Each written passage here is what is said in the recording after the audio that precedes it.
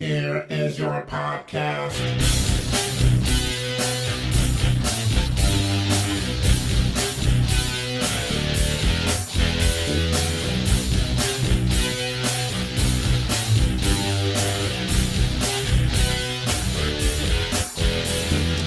You know, I've been doing this show 9 years. In the beginning, it was great. I got to show up and just talk and leave. That was fantastic. But now Mex sends me this theme song, tells me to put my own voice in it. Lily shows up. She doesn't produce a goddamn thing. All she does is laugh, turn around, and go home. The only thing I don't wind up doing for this show is listen to it. That's your fucking job. Hey, what's happening, Mike Schmidt? 40-year-old boy podcast. That's right, still a podcast. Not a television show or a radio show. It is a podcast coming straight at you out of the iTunes store, out of the Pod Bay. Am I in Pod Bay? I don't know if I am.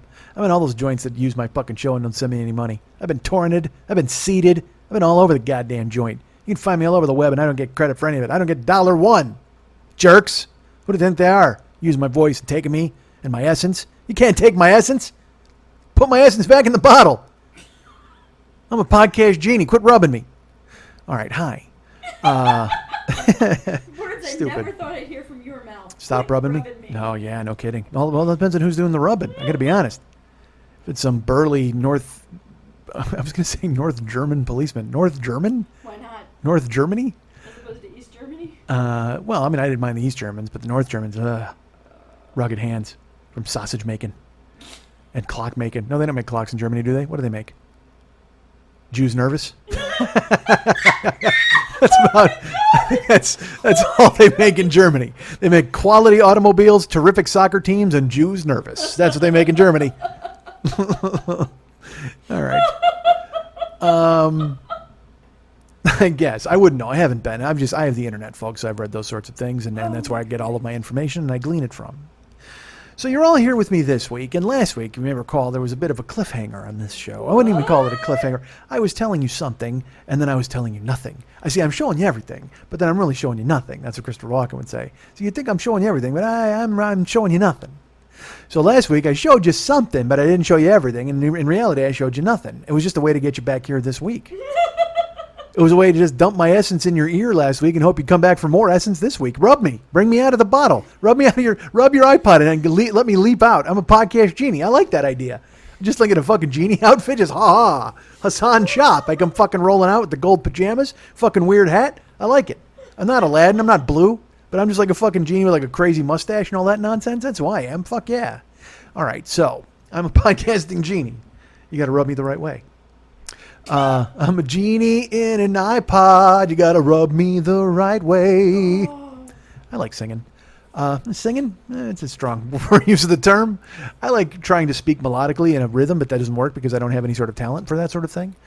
Okay. So, yes. You have to see what I just wrote. Oh, I can't wait. I wrote it as genie, as in I dream of genie, instead of genie. Yeah, no. The name of the show is Genie in an iPod. All right. Spelled like genie, though, as in I dream of genie. Sure, why not? Not like genie. What the fuck? I don't know. You're the one with the Sharpie. I can't fucking control you. Was that part of your dyslexia? Blame it on that. Say it was dyslexic. Are you putting did you put in an edit? Good. Genie. There you go. Much better. We could name it Genie in an iPod. I could tell a story about the genie I banged 1,000,000 years ago. Why not? Was she in an iPod? No, she was on my friend's bedroom floor because I have always been a catch. That's how I like to get it done. I like to put you on the floor at some point or somebody else's furniture, and that's how I do most of my business. Well, it's actually in play. It's funny you would mention that. Maybe I'll get to that in a second. Well, because I went looking for beds. I did. I was like, because that's the thing when you window shop or you're looking for cool stuff. So like a bed, like the thing that you need for your life. Because I sleep in a fucking purple chair. We all know that. It's fucking pathetic. So I was going to try to find a bed, and I'll talk about that another time. All right, so I told you last week I got an email that, because I've been Ubering, I've been lifting, I've been doing things with my life, and then an email popped up, and it was like, I don't know if you guys know this. I did Allison Rosen's podcast a couple of months ago, and it was a really good episode from what I've been told. Everybody seemed to enjoy it, because I was a little worried when I walked out of there, I won't lie, but then it turned out everybody enjoyed it, and that was great. And I know I'm hard on myself, and yes, I always think things that I shouldn't think, and who cares? But I mean, at the same time, I like Allison a lot, and it was nice for her to have me on. So when I did that show, I was talking about a few things, and it's always funny when people don't know me and they try to they hear stories about, like the fact that I used to weigh 500 pounds and then I lost 235 pounds, and that's usually where that's where the brakes are fucking hit. Like literally everybody's like, what? Tell me more about that. Because people want to know what it was like to be a monster. They are very concerned, and they are just like, because they've been normal their whole lives. They can fit into chairs and they can climb up on a horse and not have him yell at you and bite you. They're thrilled. But for me, because everybody's like, dude, you weighed 500 pounds. That's fucking like ridiculous. Like how did it happen? And then you tell them how it happened, and they go, and how did it fix, and how did it work? Like, what did you even do? Like, how did you reach things? It's like, well, dudes, I wasn't fucking pinned to a mattress. I was one of the lucky 500-pound dudes, all right? I was actually mobile, and I could walk around and do shit. I wasn't one of those dudes who was on a mattress just eating fried fucking chicken and, picking my folds. I mean, I wasn't that dude. Oh. Well, you ever see those dudes on that fucking fat show? Yeah. I watched that 600-pound show, and there's this fucking, and someone made a gif out of it, which is there's that my 600-pound life, and it's this woman. And she's literally she's washing herself with a rag on a stick or a scrub brush or some bullshit, and she's just sitting on a toilet that's gone. She may be floating in midair. I don't know what, because when she sat on the toilet, it fucking disappeared. She sat on the toilet and it looked like she was going to have to shit out a toilet. I mean, because it just fucking went up and fucking hid inside of her and hoped it wouldn't get noticed. And so she's got like water. See, I've talked about this before. Like, I can't take a bath. You're just sitting in your own fucking filth. I got to take a shower because I got to be standing up, and that's where everything just runs off of you, and it's awesome. And then your filth goes down the drain, and you're fine. When I see people wash themselves with a wash rag, oh my God, it's just fucking freaky as hell. Like, I mean, I need copious buckets of water on me to wash me off. And I know this does not bode well for the drought or the coming water wars. I'm going to be the one dude who, like, everybody goes, oh my God, we need bottled water to drink. And I'm going to go, fuck that, pour it all over me for about an hour. I mean, I need to be constantly be rinsed. That's who I am. I'm a rinse guy. You must rinse me off. So when anybody takes like a rag, because I remember when you were a kid and your mom would be like, wash up, and she'd be like a bar of soap and a rag. Like in Pulp Fiction when he fucking makes them wash themselves off and he shoots them with the hose. That's even better than just using a sink. I'd rather use a fucking garden hose. But man, when I fucking go to a sink and it's like, and you try to wash, like I can wash my hands, but if you try to wash your arms or wash your face in a sink, you're still just covered in film. I just need an ocean to run over me to wash all of my sins away. That's what I need. Get rid of my dirt and my suds and my sins all in one fell fucking swoop. I need to be fucking rinsed. I'm a guy, you know what? Better yet, well, no, don't dunk me. That's not better yet at all. Because then I'm just in a pile of filth. When I see those dudes who get baptized in the river or whatever the fuck, or in a bathtub, oh, this is fucking weird. Fish shit there. A couple of weeks ago, you know who Ron Lester is? Yeah. He died. Yeah. Okay. He was the fucking guy from Billy Bob, whatever. He was Billy Bob in the fucking Varsity Blues movie or whatever the fuck. I never saw the movie. Okay. I just knew who he was because he was the fattest. And I used to see him on auditions when I fucking moved out here. Okay. And then he lost all the weight. And I lost all the weight. And I actually saw him again after he lost all his weight. It was like there's a comedian named Eric Edwards. He was another giant dude who was in a bunch of movies. And then he lost all his weight. But, I met Ron Lester one time. And he was... at the time, he was actually kind of upset that he had lost his weight because he thought that he had hurt his career doing it. And I remember Eric wrote a one-man show about losing his weight and stuff like that. But if I remember correctly, and I don't want to speak for Eric because Eric's still alive. I can lie about Ron Lester all I fucking want. I saw Ron Lester once. He punched a black guy and called him a name. Oh my God, it was terrible. I saw Ron Lester. He picked up a pigeon and he bit its neck off. He just fucking ripped it apart and ate it in the street because he was like, I got to put more weight back on. But Eric Edwards, he's alive. So Eric also, I think, he and I had a long talk once, and he had felt that he had hurt his career by losing his weight. Now, the lucky thing I did was I was never famous. So I was just fat and getting a couple of roles, but then I lost all my weight. Now, if somebody discovers me now, they're like, hey, you're still sort of fat. And it's like, yes, you should have seen me before. And then the brakes hit, and everybody wants to hear the fucking story about being a monster. So, Ron Lester, what was the point? He tells the story that it hurt his career and he had lost weight. Yeah, but we were talking about food or something, weren't we? We were talking about something else. Bathing. Oh, that's what it was. He got fucking baptized. Because the night he died, I actually kind of, if you want to see sad Hollywood at work, go read Ron Lester's Twitter feed. Okay, go back as far as you can. I got back about 2 years, I think, and then I stopped because I couldn't read all the way because I didn't realize he'd been on since 2009. But I'm scrolling through, and it's all, in the middle of the night, it's all the same shit. He's hyping. He had like a radio show on Blog Talk Radio or one of those bullshit things. But he's always like, hey, anybody out there want to finance my movie? It's a great idea. Hey, I mean, all that weird faux hustle that people do in Hollywood. And he's like, I got a pitch meetings tomorrow in Atlanta. I'm like, who the fuck are you pitching in Atlanta? Coke? Like, who the fuck are you talking to? Guys, I love your soft drink. Make a movie with me. I mean, it's like, there's nobody in fucking Atlanta who's going to make your goddamn movie. Tyler Perry's the only guy. You can talk to that dude? Hey, Tyler Perry, you like wigs? I used to be fat. Let's make a goddamn film. That just seems like a weird approach. Hey, what's up, Drag King? I was in a drag race in a movie called Varsity Blues once when I was really fat, and I'm not fat anymore, and they ruined my career. Watch me make this pigeon and make me a movie. So he dies, and I go back and I read his Twitter, and literally, if you ever want just sadness, if you want sadness in scrolling form, read fucking Ron Lester's Twitter feed, because it's just a guy yelling in the night for help. I mean, just and not like the kind of help where like, hey, somebody fix my life, but he wakes up at like 3 a.m. He's like, I don't understand why I can't sleep. So nervous about tomorrow, that big meeting. And then it'll be like, hey, who wants to fund my movie? And all misspellings and no punctuation. And look, I get it. This generation feels they don't have to follow the goddamn rules of Webster and whoever the fuck else made up those things, Shakespeare, whoever. But guess what? You look stupid if I go to read your fucking feed and you keep putting words together that don't belong together, or you keep using his and him in the wrong way. I mean, just fucking terrible. You look dumb. And I know it's texting society and millennials and we run the show and tech guys, and I don't fucking know. I don't know from anything. I live in a cave. I live in a fucking apartment by myself. Nobody wants to talk to me and nobody wants to look at me. But I'll tell you what, my suicide note will be fucking impeccably written.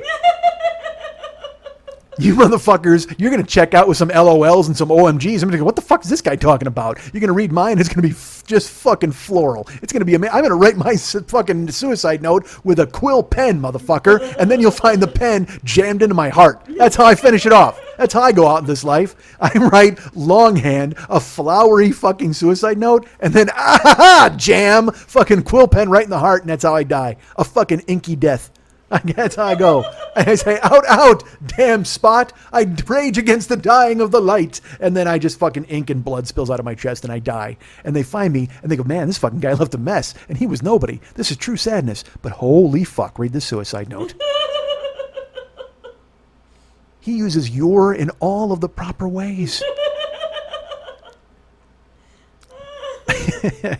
So Ron Lester's Twitter feed, man, I'm reading it and it's terrible. I mean, it's all misspellings and somebody please make my movie. And hey, I'm doing a comedy show. And he would like write to people he'd been in movies with, you know what I mean? And be like, hey, you remember me? Let's get together and talk about this idea I got. I mean, just flailings at a fucking fame pinata in the middle of the night, just so bad. And then one of the things in his Twitter feed is he was baptized by one of the fucking Duck Dynasty idiots. Like it was cool to him. Like he was like, that was like a brush that was famous. You know what I mean? He's like, oh yeah, Phil from Duck Dynasty brought me back to the world of our Lord. And I'm so blessed and so excited. And I'm just like, this is, you know, this is the last refuge of a scoundrel. I don't want to hear about fucking, you know, patriotism or whatever the fuck it is. Fake religion is the last refuge of a scoundrel. And also fake reality show religion. You got to be fucking kidding me. This fucking dude who hates gay people and hasn't bought a razor in 71 years, and that's the guy you go to, that's your go-to for Jesus, get the fuck out of here. And then anytime they ask that guy for an opinion, any of these idiots, these Duck Dynasty fucking jagoffs, and they're like, you know, hey, I think Obama's ruining this country. Really, motherfucker? All right, well, go sell me a cough drop, you fuck. Go Dynasty a duck and get the fuck off my tip, because nobody wants to hear what you got to say. Fucking hate it. But people give them credence. It's like fucking Nugent. And also the same thing for, and look, liberals too. If anybody wanted, you know, fucking, when Susan Sarandon was out talking a bunch of shit, now she's all Bernie, right? Isn't she Bernie? She talks shit about Hillary and she's like, yeah, Bernie's the, and I'm just like, you know, go rub lemons on your tits. All right. Nobody wants to fucking hear from you. She did that in a movie once. It's the sexiest fucking thing ever. Burt Lancaster's watching her. It's in the movie Atlantic City. Burt Lancaster's watching her from like across the, an alleyway. She's in a window. He's in a window. And I don't even know if he's watching her. Somebody's watching her, but he's in the movie. And she's rubbing lemon juice. She's squeezing lemons into her hands and just rubbing it all over like her face, her skin. And then she pulls down her little spaghetti straps and rubs them all over her tits because she's got fucking world-class tits. I mean, you can't argue with that. She does. I'm feeling the burn of those. I will not lie to you. All the way back to the beginning. Yeah. Yeah. When she did the time warp again. When she wanted me to touch her. She wanted to be dirty. She wanted me to thrill me, chill me, fulfill her. Creature of the night. And is that me? Podcast Genie. I think that's changed the words. Throw me, chill me, fulfill me. Podcast Genie. So Ron Lester dies. I go read his fucking Twitter feed. I don't even know how the fuck we got to Ron Lester. But I'm reading his deal, and sure enough, he's got that fucking Duck Dynasty photo where he got baptized. And that was, I felt, I mean, it's sad that he died. You know, he's only 45. He died of fucking liver and bullshit. And I don't know if that was hereditary or it happened from his fucking surgery. Like when I had my surgery, they're just like, hey, you know what? You might have a problem with your gallbladder later, so come back later. We'll just take it out. I'm like, wait a minute, what? Not a fucking, this isn't the operation game, motherfucker. You want it out? Get it out now. And they're like, well, no, it's you might need it. Like, or it might not be a problem. Well, if it's going to be a problem, take it out. It's like when Angelina, huh? Has it been? I don't even know what's in there. I don't know what it does. If it makes me mad, then, it's working. It's doing great. I get no idea. If it's secreting bile, I got plenty of that shit, so that's fine with me. But I thought gallbladders were useless, like appendi. No. Is that the plural of appendix? I think I just made it up. No. Appendi. Well, my appendix was useless, and they fucking whacked that out and took that out. So the gallbladder, I mean, I guess I needed it. I don't know, but it's still in there doing its job. Without it, but you kind of want to keep it if you can. Well, I did. I got it. It's in there. But see, ladies got to get it taken out. See, that's the deal. Like we have a mutual friend who might be having the surgery and whom I've not heard from yet. I will tell you. But they wanted to talk to me about like what's going on and what's happening regarding their surgery. So I'm ready to tell them. But again, she's a lady. Yeah. Whoa. She's a lady. Talking about that little lady. Actually, if she was a little lady, she wouldn't be talking about the surgery. But she's going to, I'm going to tell her my experience, and I'm going to go, look, this has nothing to do with you, because your physiognomy, your physiology, your physicality is completely different than mine. You got it. You're going to say something. More than anything else, what it's like 10 years down or 5 years down. Oh, okay. Is what she's curious about. Well, but again, it is a different thing for ladies. Like, I mean, because But they, there are physical things, there are psychological things, there are lifestyle things that will be similar. all right. Why? The good news is I didn't have to wear a bra anymore. I was very happy about that. I don't know if that'll apply to her. Nice. You check the fuck out of this. You were like, talk more about Ron Lester's Twitter feed. Well, you brought up Ron Lester because of him losing weight and you losing weight. But I'm not sure what it has to do with the email. I'm very confused. Well, it's because there's like a full stop when anybody hears that you lost all this fucking weight and they want to know what the fuck happened and they're like asking you questions and that's fine. So when I did Allison's show, we talked about that and she asked a million questions, and she also asked about the history of this show and fans and friends and people who like it and stuff like that. And so the story I usually tell is I tell the Seth and Brandy story. For those of you who are new to this show, if you don't know it, I will just tell you. A few years ago, I did a Kickstarter in like 2012 because I was going to go on tour on the East Coast, and I was trying to raise $6,000. And so there were levels, and we gave away artwork, and we gave away mystery CDs and all sorts of nonsense, and it was fun. But the last, as a goof, if you're familiar with Kickstarter, they have the different levels of rewards. So I made as a goof, the last level was I was trying to raise $6,000. So there was like a $1 level, $5, $25, all that stuff, and we gave certain rewards. And then I decided to make a $6,000 level. And as a goof, I put a $6,000 level, and I think I said, if you donate $6,000, I will immediately cancel this auction, fly to wherever you are, and be funny until you tell me to go home. That's about what it says. Something like that. Just silliness, and because it made me laugh. So I did the Kickstarter. It was starting to fund. It was doing very well. And then we actually raised like $7,000. I think it was $6,800. And so I could go on tour. I went to Atlanta, Cleveland, Minnesota, a bunch of cities. This is back when people thought I was funny. You know what I'm talking about. So, well, they still do. Of course they do. They're listening. But ever since then I've been like, I can't ask for more money. I can't do it. I can't do another Kickstarter, even though I want to.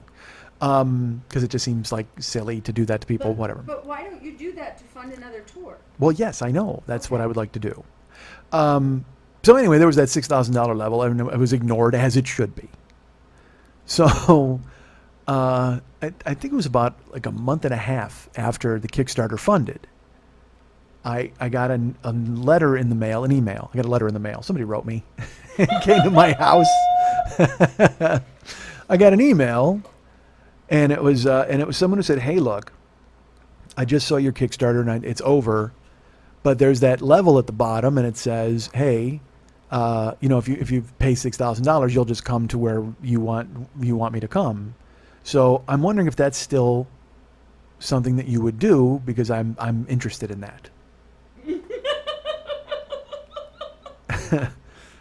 And I read that and I smirked, and I was like, I don't know who's fucking with me here. I didn't know which one of my friends made up the name Brandy, but somebody did, obviously, so I ignored it. I mean, I didn't even answer her.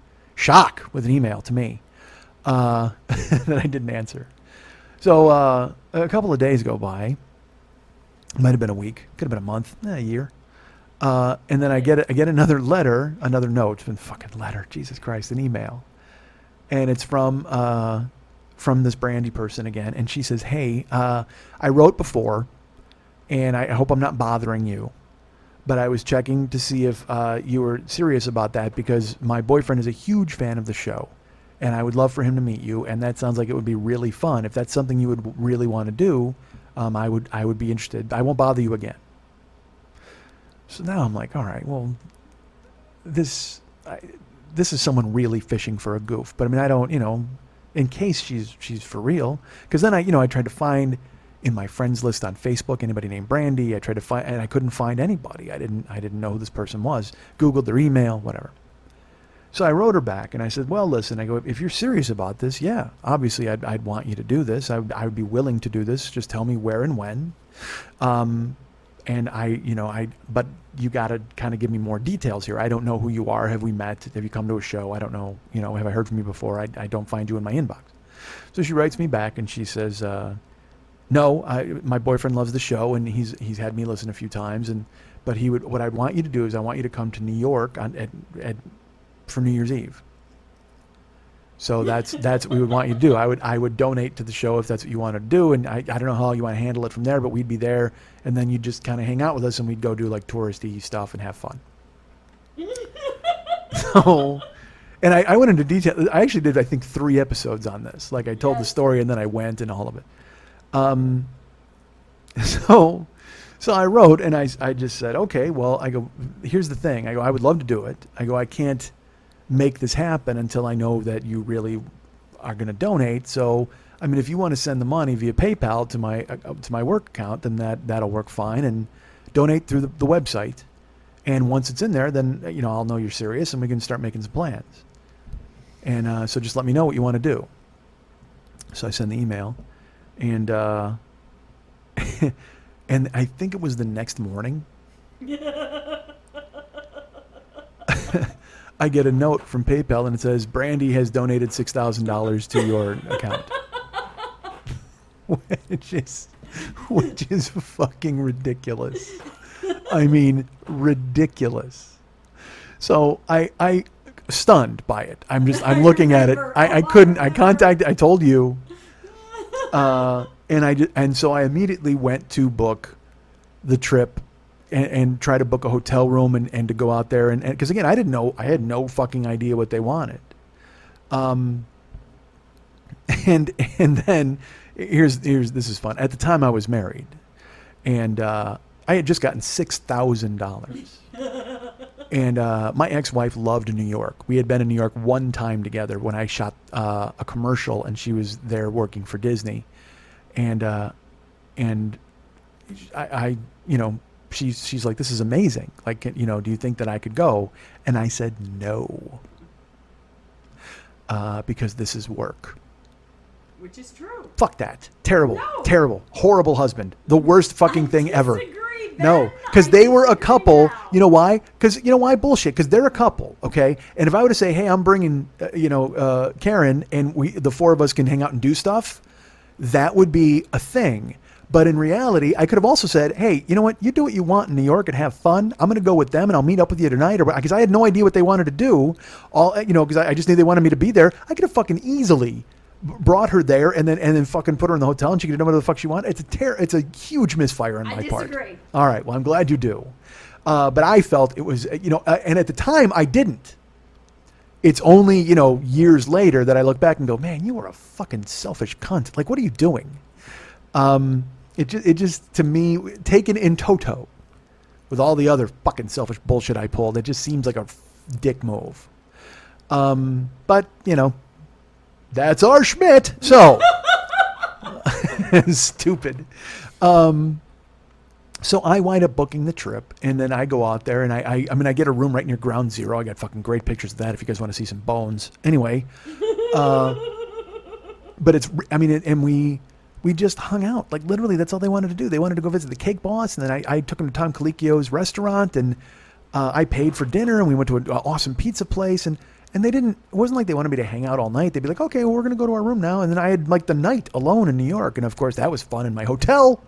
I actually looked into going to Book of Mormon. I looked into all these different things, but I mainly wanted to hang out with them. We went to Ellis Island. I'd never been. I saw the Statue of Liberty. I mean, it was fucking amazing. They paid me to see New York. We went to Chinatown. It was the fucking greatest. And I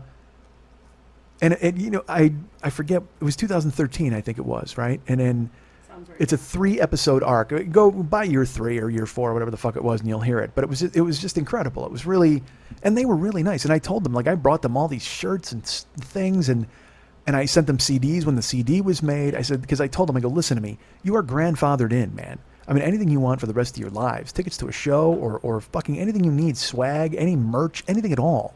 Tell me, it's yours. I mean, you are literally friends emeritus, as far as I'm concerned. And do I hear from them? No, I have not talked to them. I don't know if they're still in Florida. I don't know much about them. But I do know that at the time we had a fucking amazing time. And Seth could not, because we surprised him in the lobby, whatever. I told us, go buy those episodes. It's great. So I told that story on Allison. I don't know if I got into that much detail. But that's another one of those stories that it's like full stop, hit the fucking brakes. What are you talking about? I remember the day I told my friends. Like I told them at a poker game, I think it came up, and they were literally to the point where I was almost angry. They were like, "Why?" And I said, "I don't know, because they like the show and they like me and they wanted to meet me and hang out." But that's ridiculous. Well, yeah, I know it kind of is. I mean, it's just, but it's also kind of fucking great. You know what I mean? It kind of it speaks to who I am a little bit and who I am with fans and things like that. And they were like, yeah, but that's just, I mean, that's fucking, that, like, really? Like, what did they want? They just wanted to hang out. That's it. We hung out and fucking went to shows and did nothing. I mean, we didn't even go to a Broadway thing. We went to dinner and we went to Chinatown. We walked all over we had a great time. And even my friends were still just like, yeah, that's just fucking crazy. Like, that's crazy. Even last year at Podfest, I told Murray, my buddy Murray, he had never heard it before. And I told him the story. And people always get that look, like, and they tip their head to the side like a dog hearing a doorknob. And just like, huh? What? Because they can't comprehend it. And huh? It's amazing. It is an unbelievable story. It's once in a lifetime. So I go on Nelson Rosen, and I tell the story. And she stops me, and like I said, I don't know if I got into that much detail. But then it was funny, when I walked out of Allison's thing, I was kind of like, that was all right. I came home, and a couple days after Allison aired, because she didn't put the show up. I recorded the show. She didn't put it up for like a month. I think it was 5 weeks. So she puts up the show, and I wake up. I didn't even know she was putting it up yet. And she throws out the stuff on Twitter, and then I wake up to it, like a ton of Twitter stuff, and everybody's writing me, and they're like, "Man, you were fucking great on that show. I mean, you were really good. You were really funny. You did." And I'm excited, man. I'm like, because again, I'm doing this show, and I love to do it. I love to do it for you guys, but I'd love to be guesting on bigger shows so more people could come in and listen to this show and hear exactly what I do, rather than hear me talking to people and trying to convey what I do, because I don't know if what I do really I don't know if it defies explanation, but I mean, when I say, I go, it's talking at the speed of my head. I just talk, and whatever is in my head, it fucking comes out. That's it. And truth, it literally, just listen to last week when I had Jesus peddling fucking shoes with nails in his feet. I mean, honestly, I don't get, because I don't fucking think. I mean, I just talk, and whatever the fuck happens. So I try to explain it to people, and when they listen, they either hate it or they love it, whatever the fuck, it's cool. But I'd love to do bigger shows, and I've been turned down recently by like a couple of bigger shows, and that's a drag. But I mean, I'm trying. It would be nice to get noticed. So Allison's a bigger show. And I was lucky that Gio had championed me forever to her. He got me on Adam. He got me on fucking Allison. And I killed it both appearances on both of those shows. I was really happy. So I get all this Twitter stuff and feedback from people, and they liked it. There were some people who did not care for it. I found out a little later, who were very vocal. But it's the internet. It's what fucking happens. So I got a ton of emails from people, and they're just like, "Oh man, you're a great appearance on Allison. We didn't know you were doing this. We're so excited." And you know, people on Facebook and everything. And then I get another email, and it just says Allison Rosen is your new best friend. And I open it up, and it's a gentleman. This gentleman writes, a man from Fort Lee, New Jersey writes, Miss Rosanna Dana. In his email, he writes, "Hey, I loved hearing you on Allison Rosen. I thought you did a great job. I especially loved hearing the Seth and Brandy story, because that is when I came on board with your show. And once I listened to that episode, that arc, I've been hooked ever since. I actually went back and I bought all the early ones. I've listened up to this point, and I'm a huge fan. Here's my question. Would you consider doing something like that again?"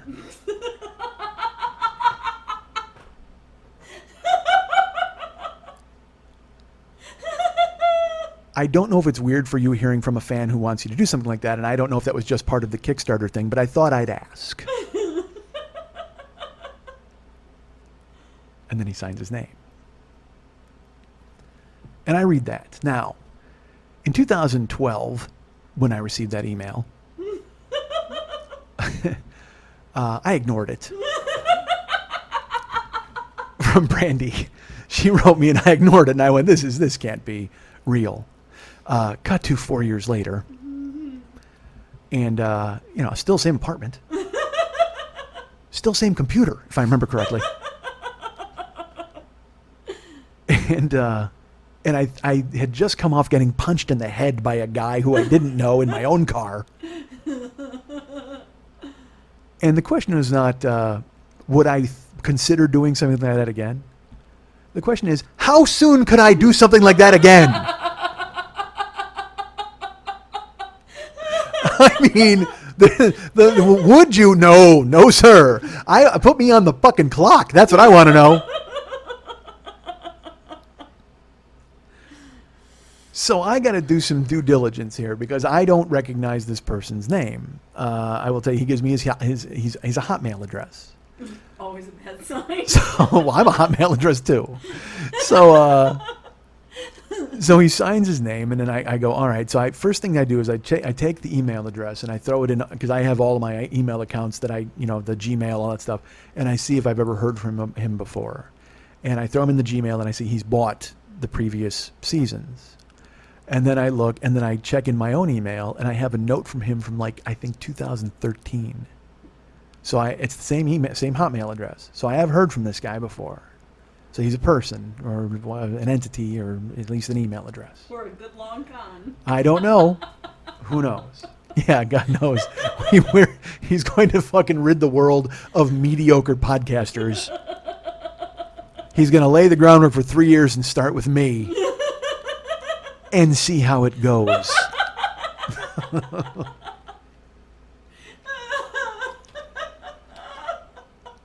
So I Google that, and then I go to Facebook, and I throw it in there, and there's nothing that comes up for him. And I throw it on Twitter, and there's nothing that comes up. So he has no social media presence whatsoever. And I should tell you this: his name is what he signs at the bottom of the thing is he signs Ahmad. So I don't know Ahmad, and I don't know much about him, and so but I tell you what, I'm not ignoring this email. No, sir. So I write Ahmad back, and I'm like, hey, thank you very much. I'm glad you liked the show, and I'm glad that's a great story. I guess I'd need to know a little more about you to even consider this. If you're serious, we'd have to figure out when and if and where and all those sorts of things. But the first thing I need to know is who. So I kind of need to know who you are, because I just put your email address and a few things, and I couldn't find you. Do you have a Facebook or a Twitter so I can see if you're a real person? And I'm not going to wind up getting stabbed to death. And I sent off the email. So the next day, I receive a reply from our friend Ahmad. And he says, well, I'm really excited that you would even consider doing this. That makes me very happy because I'll tell you what, I've got all sorts of plans. I've got ideas. I really want to do stuff. My name is Ahmad Al-Awadi. And so you can look me up. I don't have a lot of social media presence. I don't have a Facebook page. I have a Twitter, but it's only to follow people. I don't tweet. But I am interested in it. Just tell me like when and what you would want to do. And you know, if coming halfway around the world to meet one of your fans is something you'd be interested in, then I'm really excited about that. And just keep me posted and let me know. Halfway around the world. Halfway around the world.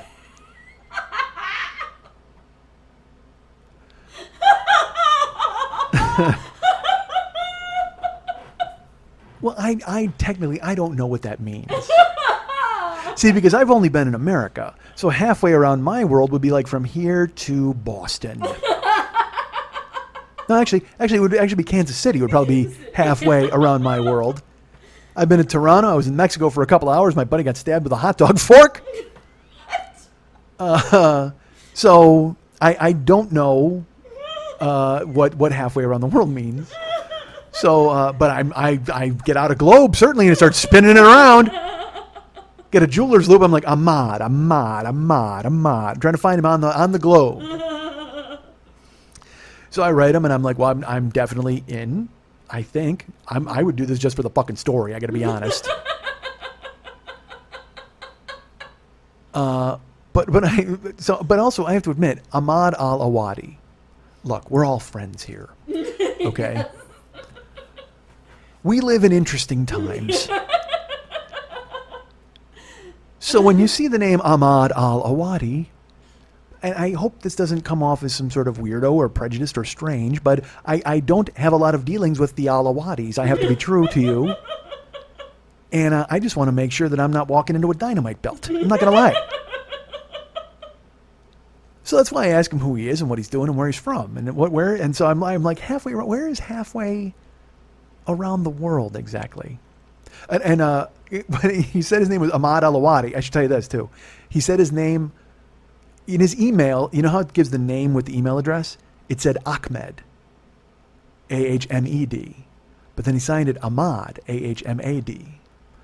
Now I understand that normally wouldn't be a big deal, except I've never met this person and he wants me to go somewhere.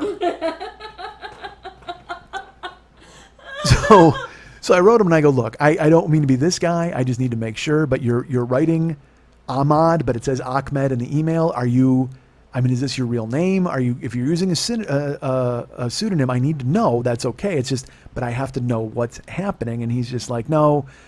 When I went to college, my name got kind of bastardized. He said his name is Ahmad, but when they did his email, it was Ahmed, and he just left it that way. And then he says, and by the way, halfway around the world is Kuwait.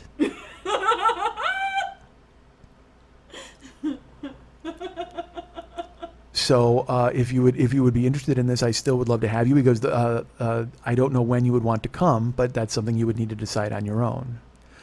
So I get the email. And he also said, he goes, if you think my name's confusing now, I should tell you that there's supposed to be a 7 in it.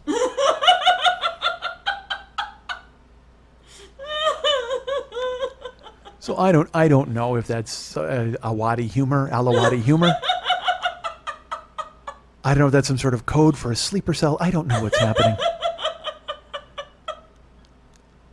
So I also don't know. Don't make 7 jokes to a guy you want to come to a remote location. That's very true. Because what's in the box? Ahmad Al-Awadi has the upper hand. Ahmad Al-Awadi has the upper hand. So so then at this point I bring you into the picture. Oh yes. And I ask you, and I go, and you're like, well, what do you even think? And I go, I do it for the fucking story. Are you kidding me? I said, I don't even know, because I don't want to show Ahmad all my cards at this point. It's not like he doesn't hear me bitching every week about how I have nothing in my life. But I'm in my head, I'm just like, I knew from the second the fucking email came. I don't know where he's from. I don't know who he is. I'm going no matter what. I don't give a fuck if he said San Diego. I don't give a fuck if he said Brazil. I'm in. How do you not for the fucking story? That's right. So I tell you that because I said to you, I'm doing it for the fucking story. You're like, you're goddamn right you are. I'm with you every moment. She's like, you have to do this. So then I write Ahmad back, and I got to, so now whenever I write him, I keep putting a 7 in his name. Like I'm like, AH7MAD, A7H7M7 A7D7. Like I just, Tell me that. yeah. Every time I write him, I do it. Oh my god. Oh crap. So he and I are going back and forth, and like I said, you know what? I got to pull up this email. Give me. All right, I'll be. Hold on, I'll be right back. Oh my god. I just love that you put 7s in it all the time. Yeah, it's because hey, look, he told me that's the way it was. That's fucking stupid. Just randomly throw them in. Because here's what I wrote. Because here's what he said. He said, first, I'd like to say I read your email at work. It cheered me up immensely. It made me less worried about this whole thing being a giant mistake that I will weigh heavily in my mind for the foreseeable future. I made this account 12, 13 years ago when I used to spell my name Ahmed Alawadi. Since then, I've been told the U.S. to go to college. I've gotten used to spelling my name as Ahmad Alawadi, and it's 2 words. That's how it's spelled on my passport. Because I asked him how long he'd want me to come. I'd ask him all that. And he's like, well, if you're going to come here, I would come here for like 1 or 2 weeks. Because it's a travel day. Each day is you're on a plane for 20 hours. Yeah.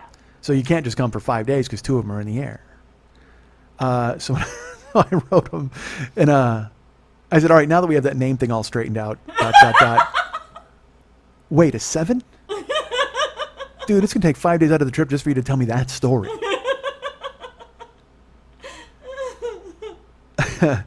Another question, you didn't mention lodging, all these different things. And I said, finally, is there a chance I can actually see you at some point? Maybe a photo of your passport, or better yet, a Skype session? I just want to make sure you're you and not some international cabal of new media experts trying to thin the podcasting herd.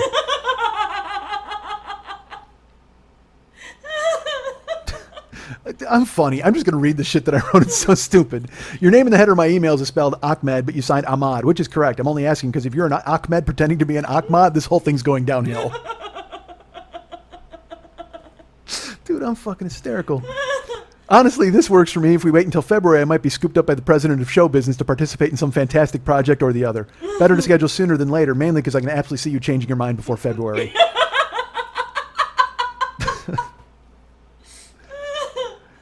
Now the weird part, numbers. How many days you want me there? And don't try to fool me by offering dinar. I might not be the smartest dude, but I can Google the exchange rate just like anybody else. Thanks, Ahmed. Looking forward to hearing from Ahmad. So stupid. Where is halfway around the world? Do you have a social media presence? Just something so I know you're not a rival podcaster looking to have me bumped off. I mean, dude, I'm great. All right, so. I love that you're half serious and half right. Well, because he knows that I'm serious. I mean, Yeah. we're totally all into it, but at the same time, I gotta You're ask. so you. So then I sign, then I write him a note and it says, well, first I'm like, all right, there's all the 7s in the Ahmad. I'll show it to you if you want to see it. I'm happy to look into this stuff. Not to be this guy, but I can book these things and we got to figure this out. I feel vulgar even bringing these up. I hope we'll do it via Skype. I'll talk about it on the show once it's all booked and squared away. In fact, I may even wait until after. All depends on how I think it should play out. We'll see. Because I should tell you in the previous email to that, he said, I haven't listened to your last episode, but feel free to talk about all of this on your show if you haven't already. I don't mind at all. Looking forward to talking to you. Awesome. So then I was like, all right, so Kuwait, I don't know. I said it's smaller than the U.S., but it's still pretty big. I need to know where I'm flying, where you live, how to get a hotel and all that stuff. And then he's like, Kuwait is just one airport. You don't have to worry about that. I live near Kuwait City. And just all the back and forth of trying to figure it out. And so then I tried to Skype him. I should tell you that because I wanted a Skype session. So I don't Skype. I have it on my computer. I don't know how to use it.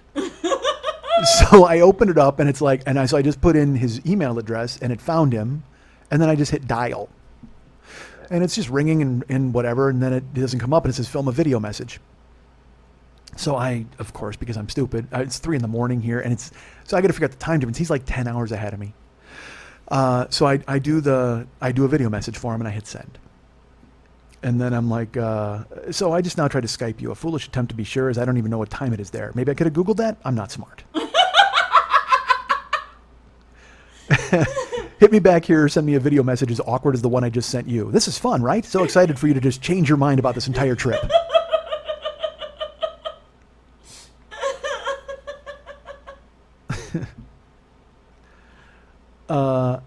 And then he wrote me back, and this is where Mike shows up. He writes me back. He says, Mike, I didn't receive your video message. I don't see any missed calls on my Skype. Did you add me as a contact? Because I didn't receive any contact requests from you either. I'll be on my computer from 6 to 10 a.m. California time tomorrow. Now, see, I don't know I'm supposed to add him as a contact. I don't know. Again, I don't know how Skype works. I think it's a phone. You know what I mean? Just fucking pick it up and you dial fucking, Joe Hotmail and you go, hey, man, it's me. Remember me? The guy you were going to bring over to Kuwait for no reason? But it turns out it's not that. I need to add him as a contact, and then I got to find him. I thought when I searched the Hotmail address it worked, and it didn't. And then so he says, I'll be at my computer today. So let's try to get in contact and get everything sorted out before you fuck things up and I change my mind. I love this guy already. Well, certainly you would.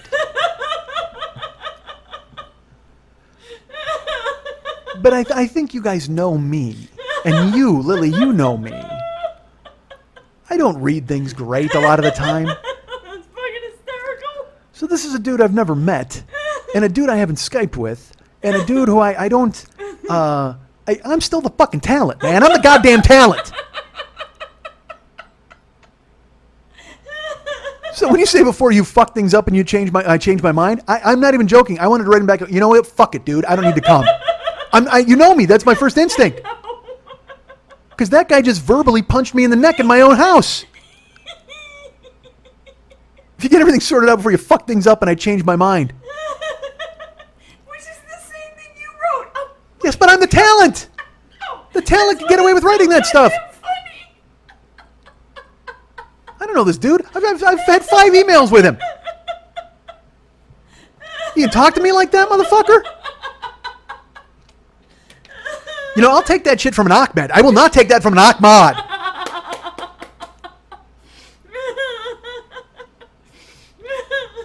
So I'm not kidding. I read that email and he's like, so let's try to get in contact, get everything sorted out before you fuck things up and I change my mind. And I felt him arrive inside of me. I felt Mike going, dude, he doesn't get to fucking talk to you like that. This whole thing's a fucking joke. He thinks that if he brings you over there, he can make fun of you. Fuck that, man. Why would you fucking let him do something like that? And then in my head, that's exactly what my head went. I went, you're a fucking lunatic. This is a dude who's been a fan forever. He's reached out to you to come to fucking Kuwait. Now, in 2012, maybe you can be a smartass and cut off your nose to spite your fucking face. Things have changed, motherfucker. Ahmed Alawadi has the upper hand. Ahmed Alawadi has the upper hand.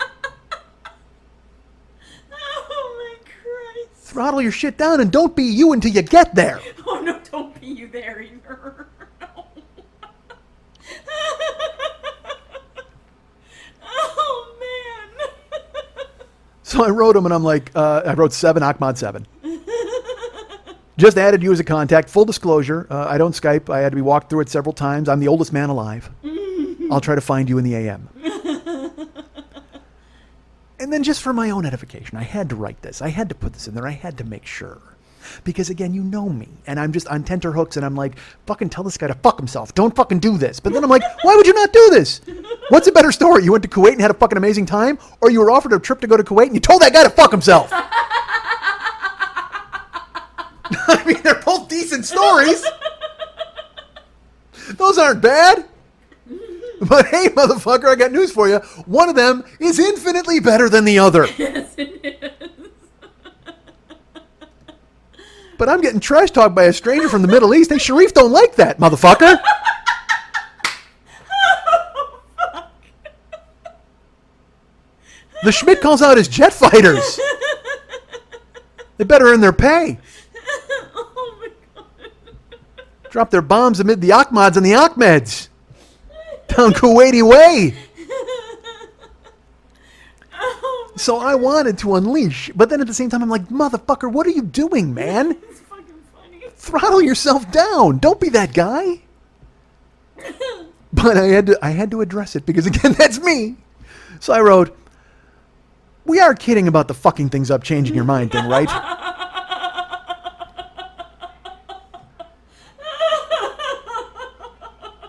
Just want to know before I turn down all of the lucrative offers of July employment I have rolling in.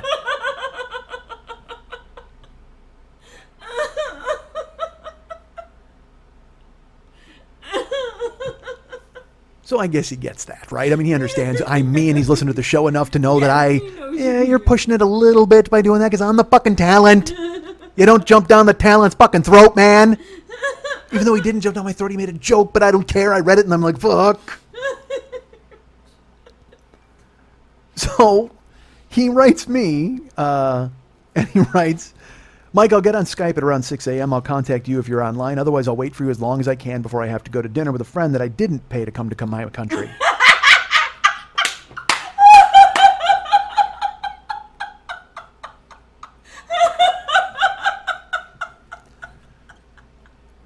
If I see you online, I'll send you a text through Skype. We'll go from there. Oh my god.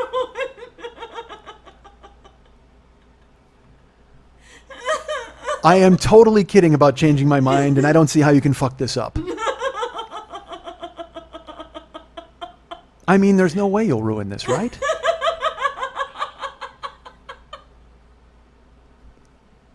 Motherfucker. Still coming after me. I think Alawadi translate to mouthy in English. It just might. I have to go to dinner with a friend that I didn't pay to come to my country. Man, wow. Shots fucking fired. I'm totally kidding about changing my mind. I don't see how you can fuck this up. I mean, there's no way you'll ruin this, right?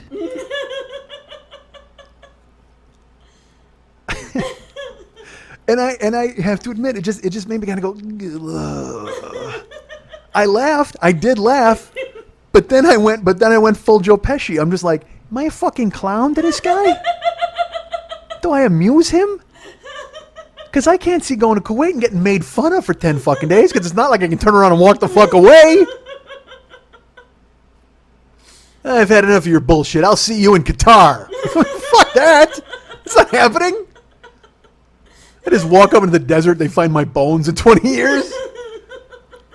But I'm no pincushion, man. I'm not getting fucking made fun of by the Maharaja and his boys. So I read that, and I get it again. I was a little pissed, like inside me. There's that little part of me that's just like, yes, because again, I have no fucking self-esteem in who I am and what I'm doing and all that stuff. But just the very fact that he would want me there, it boosted me up in a way where I'm just like, that's fucking crazy. Again, it's a crazy thing. It doesn't happen once in a lifetime, let alone twice. So but then I laughed at it, and then I was pissed, and then I'm just like, man, fucking laugh. This guy, he's bought the show, he's listened for years, he knows who you are. So because I should tell you, in his first email, let me see if I can find it. He wrote, I've been listening ever since. The reason I'm emailing you is to ask if your offer still stands. I would just like to know if you're willing to fly halfway across the country, hang out if the price is right. I'm being completely serious. I'd be very happy to pay for your services. I'm also curious to know if you've received any offers from people who wanted to pay you to hang out. No! Well, technically. But then I've got to find the quote that he had to me. Where is it? As for what we're going to be doing, it's basically just hanging out. I have a lot of things in mind I'd like us to do together. It's a quote where he basically said, like, if I was a podcaster, I would be your twin. And I was like, that's so. I mean, so then I thought of that quote as I was reading these things and getting pissed, and just going to it. I don't. That's it's so stupid to get mad. By the way, when I wrote him back that time, I just wrote 777. I didn't even put his fucking name. And I wrote. So I wrote him back, and I just wrote, who, me? I'm not ruining a damn thing. Hell, at this point, your real problem would be getting me to leave. No way I'll be on Skype at 6 a.m. Go have dinner with your real friend. I'll find you eventually.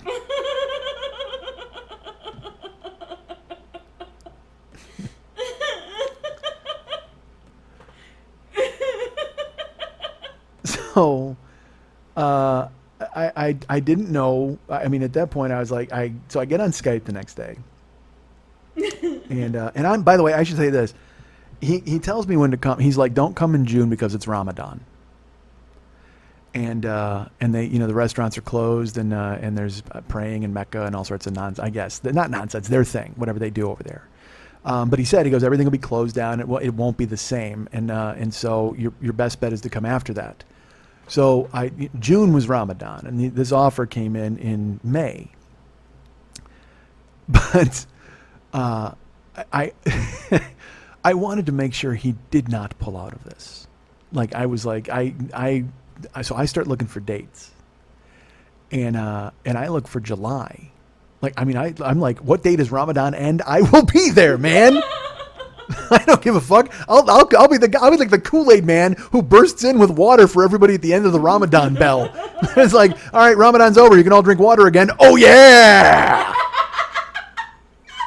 Schmitty's here, spreading big fun. So I want to just burst in with like a fucking dashiki and 2 pitchers of cool water for everybody. Here you go. Dates and figs for all. So I start looking at dates at like after Ramadan, man. I mean, I'm looking for these. Because I want to just fucking nail it. Because I want him to. I don't want, again, even though he's kidding, even though he's got the needle out a little bit, I'm like, fuck it. You're not changing your mind. I'm going to nail this down, and we're going to get it squared away. So now comes the time where he and I have to Skype.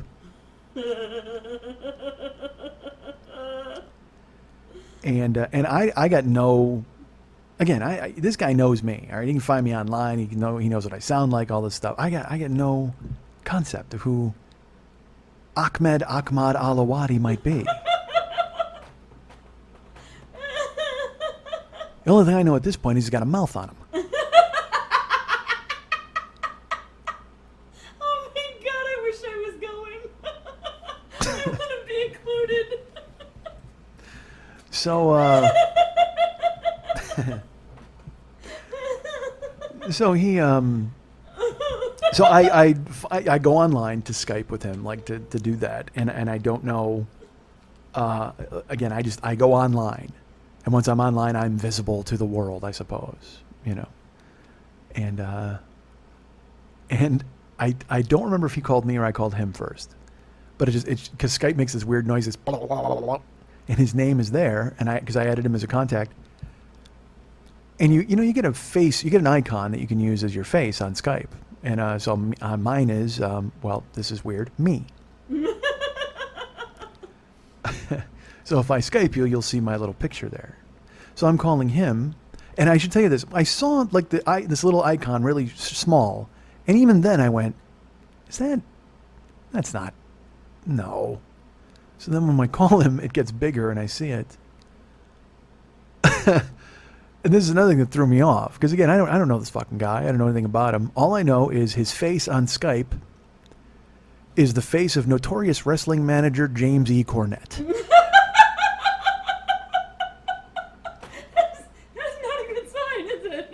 Not to me. I'm trying to find Ahmed Al-Awadi in the Middle East. And I'm face to face with Mama's little boy. The tennis racket out. Manager of the Midnight Express, Loverboy Bennis and beautiful Bobby. And in my head, like all these, again, it's 3 seconds. But I think of it and I go, well, does he think I don't know who the fuck James Cornette is? And he's going to use this fake picture and fool me because I know who the fuck James Cornette is. And then I'm wondering if when we talk, is that the only thing I'm going to see is a picture of James E. Cornette?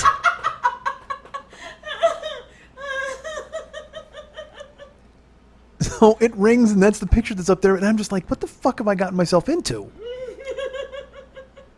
And also, and then it answers, it connects, and there's the Middle East, like magic, just appears on my screen, and there's Ahmed Alawadi, at his desk. He's a real dude, or an actor hired by the real Ahmed Alawadi portray him. And I go side-eye and I go, Ahmad? He's like, hey, Mike. And so now I know we're on firm ground. He knows who I am. I know who he is. Although he may have just gotten my name from the Skype. But we start talking, and he could not be nicer. He's a young man. There's a place he can go. He's a young man. He's not short on his dough. He's 26. 26? Okay. Yeah, and he's he went to school here. We wound up shooting the breeze a little bit, and we talk, and he lives there, and he works, obviously, and I, of course, I make fun of his shirt, and I make fun of his chair, and I make fun of his room, and because that's who I am. I'm not a bootlicker. This guy already made fun of me in email, motherfucker. I'm the talent. I got to reestablish dominance. And I'm eating yogurt while I'm talking to him, and I'm apologizing profusely because I'm trying to be friendly and nice. Again, I don't want to queer the fucking deal. But at the same time, I got to steer this boat with a firm hand. I got to let him know who's boss. The guy getting hired. Clearly, the employee is always the boss. So I kind of split it. I feel it out. I mean, I know how to talk to people. So, I mean, I'm funny and kind of sarcastic, but also ingratiating. And I'm me. I'm a charming guy. I'm not going to lie. So he's talking. He's a nice guy. He's funny and he's quick, which made me happy. You know what I mean? He got me when I was joking, and he seems a little shy. But I established, I go, where are you? And he tells me, I go, look, I've got to give you give me your address so I know where I'm going and what I'm doing. And we go back and forth about, there's a personal appearance fee involved in all of this. And then also I'm talking about where I'm going to stay and what I'm going to do and how close I am to where he would be. And I said, look, I need to know when I come there, like what we're doing, like what's happening. And he's like, well, I said, I won't be there for Ramadan, but I think I'm going to come right after, like in July. Is that okay? And he goes, yeah, that's fine. He goes, I'm going to warn you, it's a blast furnace here. He goes, it's like, it's like 120 here. And so I'm just letting you know it's going to be really hot. And I'm like, I'm a heat guy. That's okay. Cut to me last week bitching about how hot it was. And I said, well, what do you got planned to do? And he goes, I actually have it all planned out. And he goes, there's like sites I want you to see and things we're going to eat and stuff I want you to look at. And I go, all right, now I got to ask a question. I just have clothes. And he goes, yeah. And I go, well, is that going to work over there? Like, what do I got to wear? Do I got to wear like a fucking, the white robe with the fucking gold tassels? Like, what do I got to wear over there? He goes, well, we can certainly buy you one of those if that's what you're interested in. And I go, well, I just want to fit in over there, man. I don't want to be some guy who's coming over and causing a problem, an international incident. I go, do I need to wear like flowing like a caftan or the robes, or do I got to go all chic on these guys? What do I got to do? He's like, oh my God, now I want to see you in that outfit. Yeah, we're definitely getting you like a fucking robe and chic stuff. And I'm like, dude, come on. I said, you're running the show, man. You tell me. I go, I show up and you just, whatever you want to do is fine. I'm on board. I go, I would do this for the fucking story, so I'm in. So he goes, all right, great. He goes, just you figure out where you're staying, you figure out this, and when did you want to come? And I said, I'm looking at probably July. I looked at the dates and I looked at the stuff and I know how much this was. And he said, well, you figure it out. And he goes, I'm here. He goes, just you let me know and then I'm in. He goes, anytime after Ramadan is probably best. He goes, but he suggested that I come sometime in. He said, and this is the way he put it. He said, you can come in February, when the weather's very cool and when the weather's cooler and it's nice here. He goes, or you can come in July, August, where it feels like God is trying to kill you with a magnifying glass. Gee, I wonder what you picked. I picked July, motherfucker. That's why I said I ain't waiting till fucking February. This guy's gonna change his fucking mind. I am not having Ahmad/Ahmed/7 fucking dump me in the fucking river, in the Euphrates or the Tigris or wherever the fuck. Those are different countries, I know. So I was trying to book it as quickly as possible because I did not want this motherfucker to change his mind. So that's what I looked at. I truly went and I looked at the July dates. And then he and I, we talked a little more on Skype and we talked back and forth. And, and then I have to admit, though, when I would call him, if he was there, he'd pick up or I'd leave him a message. But then one time I called him and he didn't pick up. And then he texted me. He's like, I'm here. And so then I wrote him back on Skype. I go, okay, well, I just wanted to tell you I got this stuff and squared away, and I looked at these numbers, and he wrote me back like about 5 minutes later. He's like, okay, and he wrote, just keep me posted. And then I'm like, all right. And so I go, okay, well, what about this? And and he writes me back. He goes, I'm sorry for the delay. I actually have someone here that I'm talking to while I'm typing with you. And I felt bad for interrupting, But I also felt sad that he didn't want to talk to me. I'm like, oh, man. Ahmad, you're all the way over there, and I'm all the way over here, and I haven't heard from you in so long, man. Oh.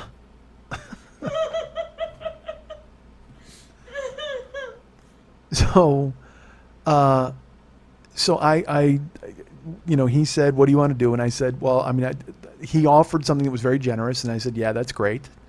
And he said, all right, well, probably the best way to do it is to send an international bank transfer from Kuwait. And I said, all right, I need to check with my bank and see how that works, because I have to think that getting a large deposit from the Middle East is going to put me on some sort of watch list at some point. And then they're going to listen to my fucking show where I've said any number of dumb things. There's a 9/11 joke in every single episode. So I said, let me figure out what's going on with my bank account, and I'll figure out what we got to do and all this stuff. And so he and I are Skyping while he's doing it. He's checking. He goes, well, I have a bank in the United States too. He goes, but I have this much in the bank in the United States, so I could probably send you this from there and then send you some stuff from Kuwait. And I said, all right, well, again, I need to get this number. And I Googled it. I went on the Citibank site, and I went on the B of A site, because I got several different bank accounts, because I'm very important, folks. And I checked, and it said international transfers and what you needed to do. And also, I need to get a visa.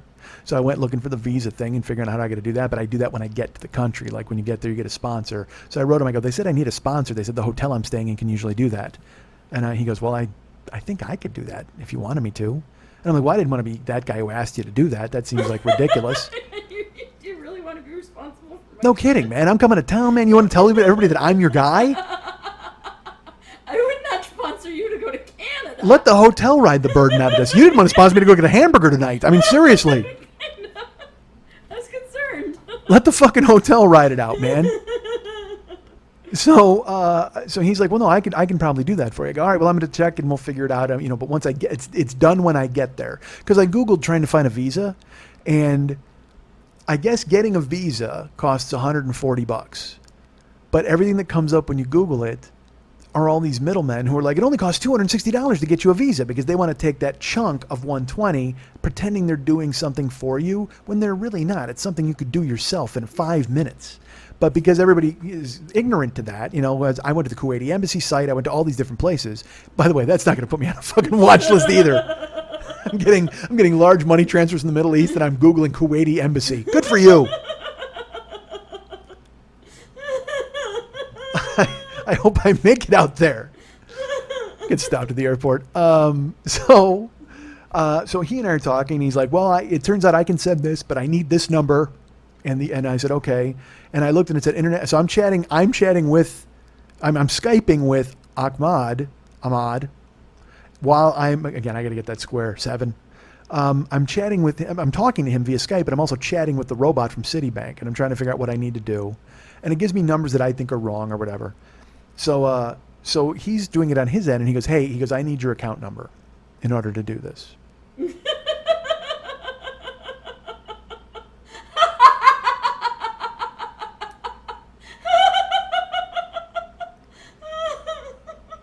Here's where the long con pays off.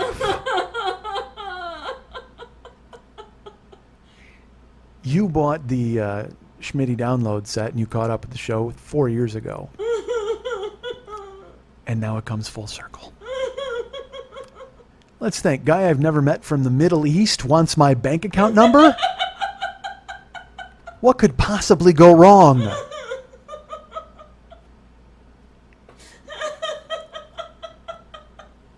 And so I look at him and I go, look, dude, I don't know how we're doing this, but I can't give you my bank account number. And he goes, well, I understand that. He goes, but they're asking for it. And so I literally said that to him. And I go, you're a guy I've never met in the Middle East, and now I go, this doesn't strike anybody as odd, really? I get emails constantly from a sheik who tells me I've been left millions of dollars, and now you come out of nowhere to offer to bring me to Kuwait, and you want my bank account number? I said, here's the bad news, by the way. If you do steal my identity, you're not even going to get back the money you paid for the download set.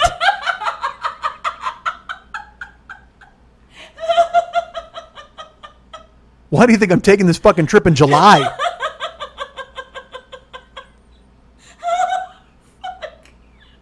If I had any cash, I'd see you ass in February.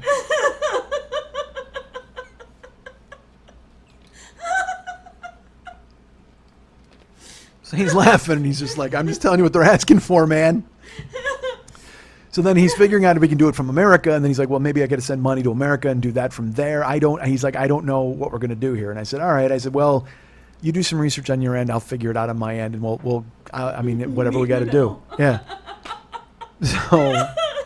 So, and it's like 1 a.m. by him, and I'm just like, don't you got to get up in the morning or whatever? And he's just like, yeah, and dude, this guy is just, he's dry and funny and kind of sarcastic, but also, I don't think his heart rate goes up above 75. I mean, he's just totally mellow and laid back, and I'm just like, I don't know why you want me in your fucking house, dude. But good for you. So I hung up with him, and then I actually went out. I went to my bank and I talked to him, and I was like, what do I got to do here? And I called my tax guy. All these different things. And but I asked my bank, and they said, well, he needs your account number. There's no way around it. I go, well, can he do it in a way where there's, and this woman said, she goes, look, I use an app, and it's called Mimo or something. And she goes, my husband and I, you tap a button and it literally sends money to your bank account. She goes, and there's no fees. And it's just the way they do it. I said, okay, I understand that. I go, but your husband sending you $50 for lunch is a little different from me getting money from the Middle East in a large, capacity. And she's just like, I don't know how that works. I can't attest to that. I'm just telling you this is what I use, and maybe it's worth looking into. But if you don't, he's either going to have to send you a certified check, or he needs your account number. And I'm not going certified check. I don't know how long the fuck that's gonna take to get here. I want this done, man. I don't get, and so I need to make sure that this is real. And so in my head, I'm actually thinking, I'm like, well, what really could happen if I gave him my bank account number? Oh my god. Seems like a nice kid. Went to college here in the States. Nondescript room, ugly chair. Oh god. Ugly chair, really? It was an ugly chair. I didn't care for it. I don't know. It's like orange or something. And so I'm trying to talk myself into it, and I'm like, man, this doesn't make any sense. You shouldn't do this. And then in my head, I go, well, what if I give him the account number, and then he sends it, and then I just close the account? But I've had this bank account since 1997. It's literally the first thing I did when I came to town. We got the apartment, and then I went and got this bank account. And I was in it when it was Cal Fed, and then Citibank bought them. And I just, it's in with all my payments. It's part of me at this point. So I don't want to fucking give up my whole bank account just for this. But at the same time, it would be worth it. So all of a sudden it dawns on me. I start chatting with the robot, and I'm like, what do I need to do here? And what international numbers do I need? And then in my head I went, you know what? Why don't you just open another fucking bank account? Open another bank account, have them send the money to that, fucking transfer it to your other account, and then close that account. And on its face, it made sense. But then I thought, if the government's suspicious of me getting large amounts of cash from the Middle East, how suspicious are they going to be of me opening alternate accounts to get that money and then funnel it to another account?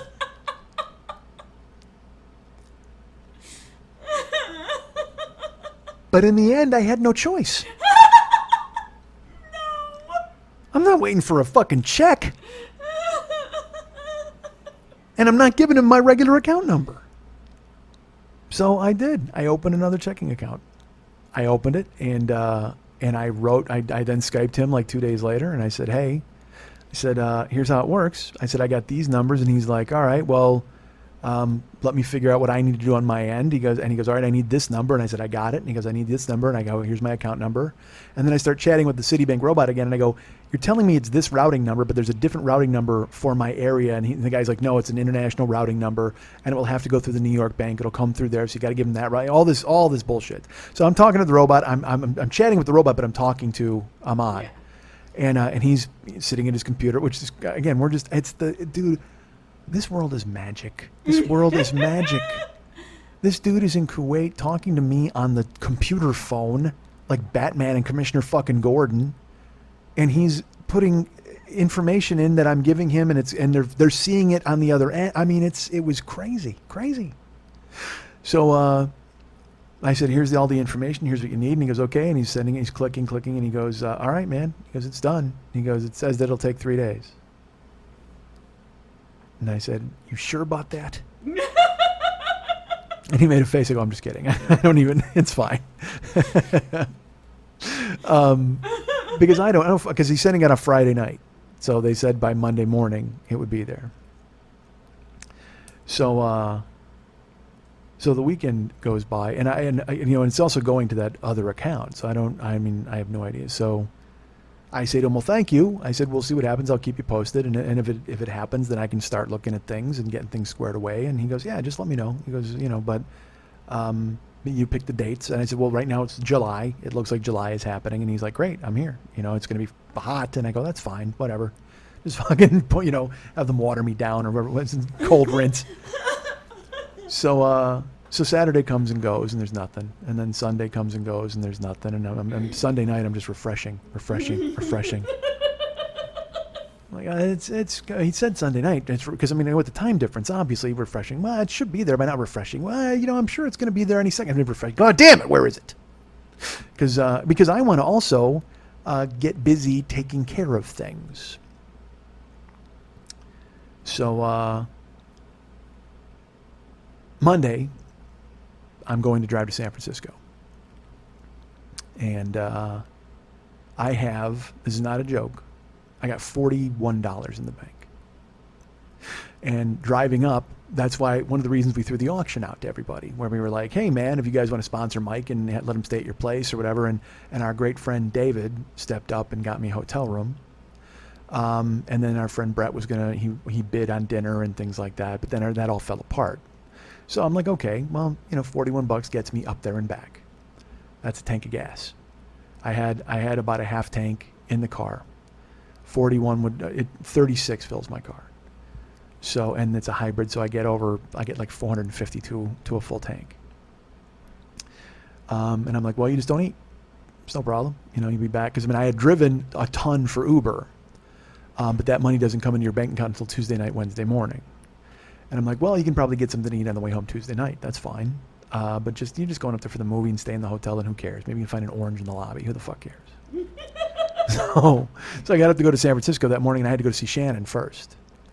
And I actually was going to kite a check to Shannon. I was going to tell her, look, I'm in a situation, but I'll have money on Wednesday. So if I give you a check today, can you deposit it on Wednesday? And she's been good about that, helping me out. And I don't like writing her checks. I like giving her cash. But whatever. If I have to, I have to. So I get up Monday morning, and truthfully, I'm just thinking about the trip to San Francisco. I get showered, I get dressed, and I got to run see Shannon real quick. And I get in the car, and I drive, and Shannon's close. I park, and I grab my phone, and I go to turn the ringer off because I'm going in to see her. And then I went, well, I'll just fucking check now. Why not? And I pull up the thing, and Operation Kuwait Schmitty is a go.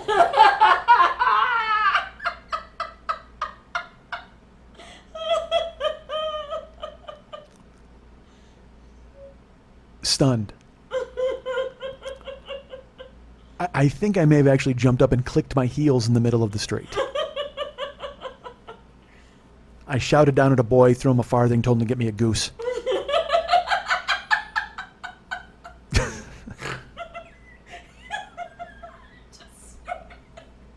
That made me laugh. I'm not going to lie. That made me laugh. You, boy! Get the fattest goose in the window! Bring it to the Cratchits!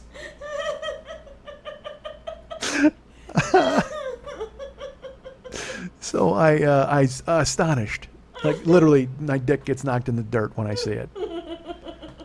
So I go in and I tell Shannon, I'm talking to her, and one of the prevailing themes that we have is that I don't, I'm trying to be me, you know what I mean? It's like I wind up getting lost in what I do. And she's like, but that's not what you do. That's what you're making money doing. But you have a gift. This is who you are. You're a guy who, you bring joy to people. You make them laugh, or whatever you do. Whatever you do.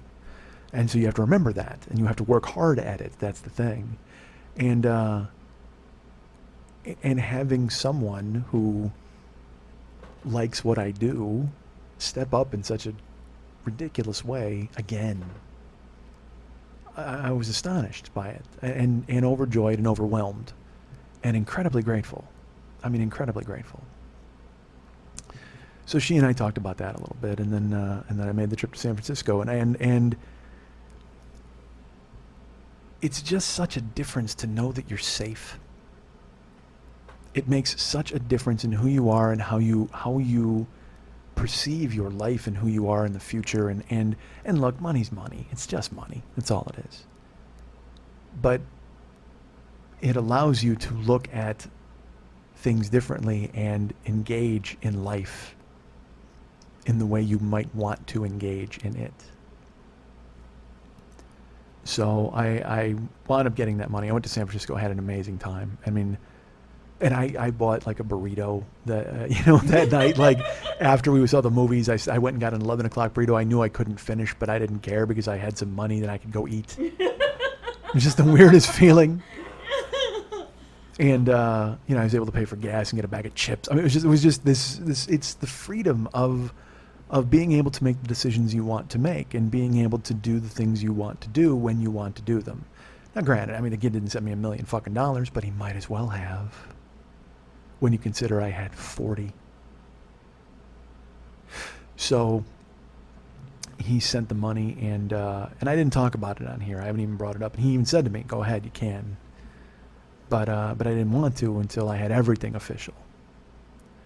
So I got my money. I paid off. I had a huge debt that I paid off, and that was I felt so good about it. I was so proud to be able to do that.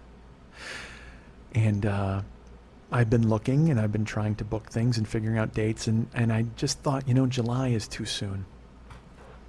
Now that I have the fucking money, July is way too soon. I can't be bothered to leave now. I gotta go make it rain in several establishments. I can't leave until this money's gone.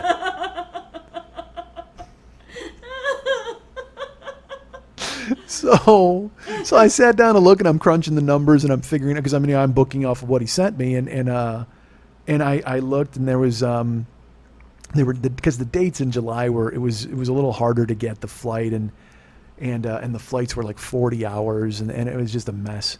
So he had told me, and I was trying to do it also with our schedule between 2020s. So because the first trip would have brought me in the morning of 2020. And then I would have, at least I would have had my 20 minutes covered. I can tell you that. But I didn't want to do that. And then also I'd fallen into a pattern of working and doing okay here and making money. And it was too early to I didn't want to get it over with, if that makes sense. When I was initially doing the negotiating and trying to figure out when I was going to go, I wanted to book it as soon as I possibly could, just so I knew it was real. Yeah. But the second I wound up getting the fee, I knew it was real, and I could breathe a little bit. I could relax a little bit. As long as it was okay with Ahmad, I could take some time and book it when I wanted to book it. And so because I wrote him and I said, hey, I'm actually considering August. And the only reason why was because he had said February or July, August. So I assumed he was busy the rest of the time. So I said, hey, look, it's looking like August, probably. What do you think of this date range? And he wrote me and he goes, that's great. Actually, you know what? I can read exactly what he said now that I think about it. I said, it's looking like August might actually work better for the trip. Does that fit your time frame? I know you said be around until September. I don't want to start booking things till I confirm with you. Thanks for tolerating my incessant questions. Aren't you excited to hear them in person?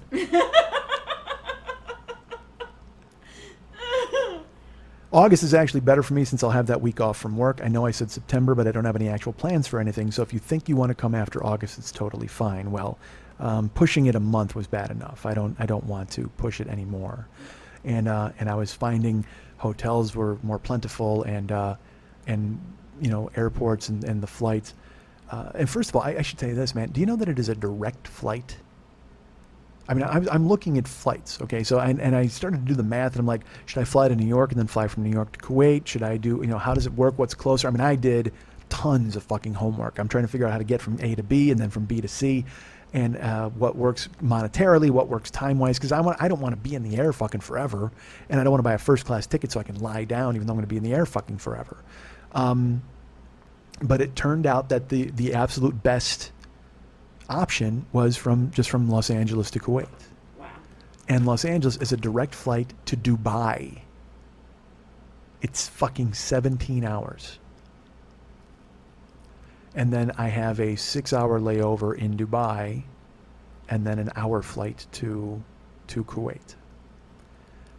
So all I did was I just booked the flight to Dubai, and I figured I'll just take a camel into fucking Kuwait. Right? I don't think that's how it works. Yeah, I'll just saddle up a camel and roll the fuck in there. I have the flight booked. So I'm flying into, but the flight home I found was actually, this is one of the reasons why I was looking, it's only 20 hours. And it's because there's only I think there's only an hour long or a 2-hour long layover in Dubai. And then it's the 17-hour flight, because it's an hour flight, whatever. So I booked it. I booked the flight. And I had said to him, I go, what about like a 12-day trip? And he's like, yeah, that's great. Because again, I don't want to just go for 5 days. I mean, if I'm doing this, I'm fucking doing it. Yeah. I mean, I don't even know if I'll come back. Like I said, I'm just fucking going. Don't know if you're gonna come back. Well, I don't know if that's my choice or theirs, but I have no fucking idea if I'll be back in America. Because I've never been off the continent. I mean, I've been to Canada, I've been to Mexico, and that's it. I've never been international. Oh. Yeah, I know. It's fucking great. So I'm crazy excited for that. And then I'm trying to find a place to stay out there. And I got his address, so I'm Google mapping it, which again, I'm sure has me on a watch list at some point. I'm Google mapping from the airport to this address and how far, and and what's the airspeed of a missile and how far would it take to cover that? Jesus Christ. Don't put that in there. But it turns out that I looked at it and thought about a hotel, and I was looking at different hotels. And they're all, they're pretty crazy, all of them. So then I have this idea, because I'm smart. I actually went, what if I Airbnb'd over there? No. So just for goof, I put it in, and I looked, and there's plenty of people over there doing it. And they all seem nice. They have houses with beds. But I got to be honest, man, if in America I'm worried about bed bugs, I don't know what the fuck they got in Kuwait. Like a hotel, I can go and go, hey, can housekeeping come up here and clean all the sand and scorpions out of my room, please? But in some dude's house, it'll just be like, I got to wake up 3 times a day to call to prayer. I mean, what the fuck, man? And everybody's on the Airbnb. There's like minarets that want you to stay in there. All right, good for me. So I looked, and I literally priced Airbnbs, and I'm like, does that make sense? And then I went, nah, it doesn't. And I've never asked. Well, no, I did ask. Bullshit. I asked about New York, but our friend David, and who arranged San Francisco and arranged New York for me, and I wrote him and I go, this is really weird. I said, but I don't know if if what you do works internationally. I said, but I just want to feel you out and see if that's A, something you'd be interested in, B, or A, is it something you can do, and B, something you'd be interested in. I'm not trying to be greedy here. You just hooked up San Francisco, just letting you know. And he wrote me, and he's like, no, I can. I said, there's a Marriott, and then there's a Hilton over there. There's Marriotts. I go, the Marriotts are obviously this, and he wrote me, and he goes, I don't have any stroke with the Marriott, but the Hilton I could work with you on if you wanted to do it. And I wrote him, and I go, dude, I'm there for like 11 days. Like I don't want this to deplete your points. I don't want it to turn crazy. And he writes me, and he goes, no, it's fine. He goes, but you're paying for this, right? Like you're not, because the way I can work it, I can use some points, and I can make it a certain rate, and then you can get, as long as you know that you're paying. Yeah. And I wrote him, and I go, yeah, I'm paying. I do. I'm absolutely going to do that. It's just, I just don't know what my next move is. And he's like, do you want a garden room or a sea room? And I'm like, I want the sea room, God damn it. Because he goes, the garden room is a little larger, but the sea room looks out at the sea. And I'm like, oh, I love to gaze at the sea. Especially on somebody else's Hilton points. Oh my God, do I love to gaze at the sea. So he hooks it up, and he cuts the rate in about half. and which is still ridiculous because again, it's a Hilton, it's a beachside Hilton in Kuwait. I'll let you figure the fuck out. But that's on our buddy Ahmad. So good for him. Thank you, because that was all arranged in the discussion, and it's taken care of. And so I booked it. And so he wrote me and he goes, "It's all booked, but when you get there, you got to pay with your credit card." And I'm like, I kind of want to pay now because again, I don't know if I'm gonna have that money in fucking August. Who knows? Did you do that? Pay now? Yeah. No, I got to. What am I going to do? Contact Kuwait? I mean, I'll just do it when I get there. I'll make sure I have the money. It's fine. But yeah, so he arranged it. It's booked. It's all squared away. I have a reservation. It's just So I'm going. I leave here. Let me find out exactly when it is. I leave. Our next, because 2020 is August 15th. I think so. Yeah. Yeah. I leave on August 17th, which is the Wednesday. Or actually, I leave the 16th. I leave late Tuesday night. And then I get there Friday. I mean, literally, it's one of those things where when I was doing the flights, I was sitting down and figuring them out. And it kept saying that I was leaving on Tuesday and arriving on Thursday. And I'm like, I don't want to lose that much time in the air. That doesn't make any sense. And so I kept trying to configure it. And then all of a sudden it dawns on me, well, it's because you're leaving at fucking 11 o'clock on a Tuesday night. So you're actually getting there Thursday morning because you are flying 20 hours. It was a time change thing. Not only did I fly 17 hours, but I lose 10 hours in the sky. Yeah. But it took me, I'm not joking, 3 hours to figure that out. I kept rebooting and putting different dates, and I'm going, well, no, I don't want to do that. But then, oh my God, that's a 40-hour flight, and I can't do that. But and then finally it dawned on me, motherfucker, you lose 10 hours on the trip. What is your problem, man? Do you get back before you leave? I might. I actually, I hope I get back before the money showed up in my bank, because I would love to open it up and see it come back in again. Yay! So I'm there like the 16th to the 28th of August. Awesome. I fly on Tuesday, and then I get back on Sunday. So it's Tuesday to Tuesday, and then so it's like it's a fucking 12-day trip. You can do a podcast with him, I hope? Well, that's the thing, is I don't know if they're going to let me pull my microphone like across the ocean or whatever the fuck. I mean, I have no idea. I don't know. Look, I just got the thing booked. I haven't even considered the rest of that. But you're going to have to call in. You know that, right? We'll have to Skype with you and you do the fucking podcast.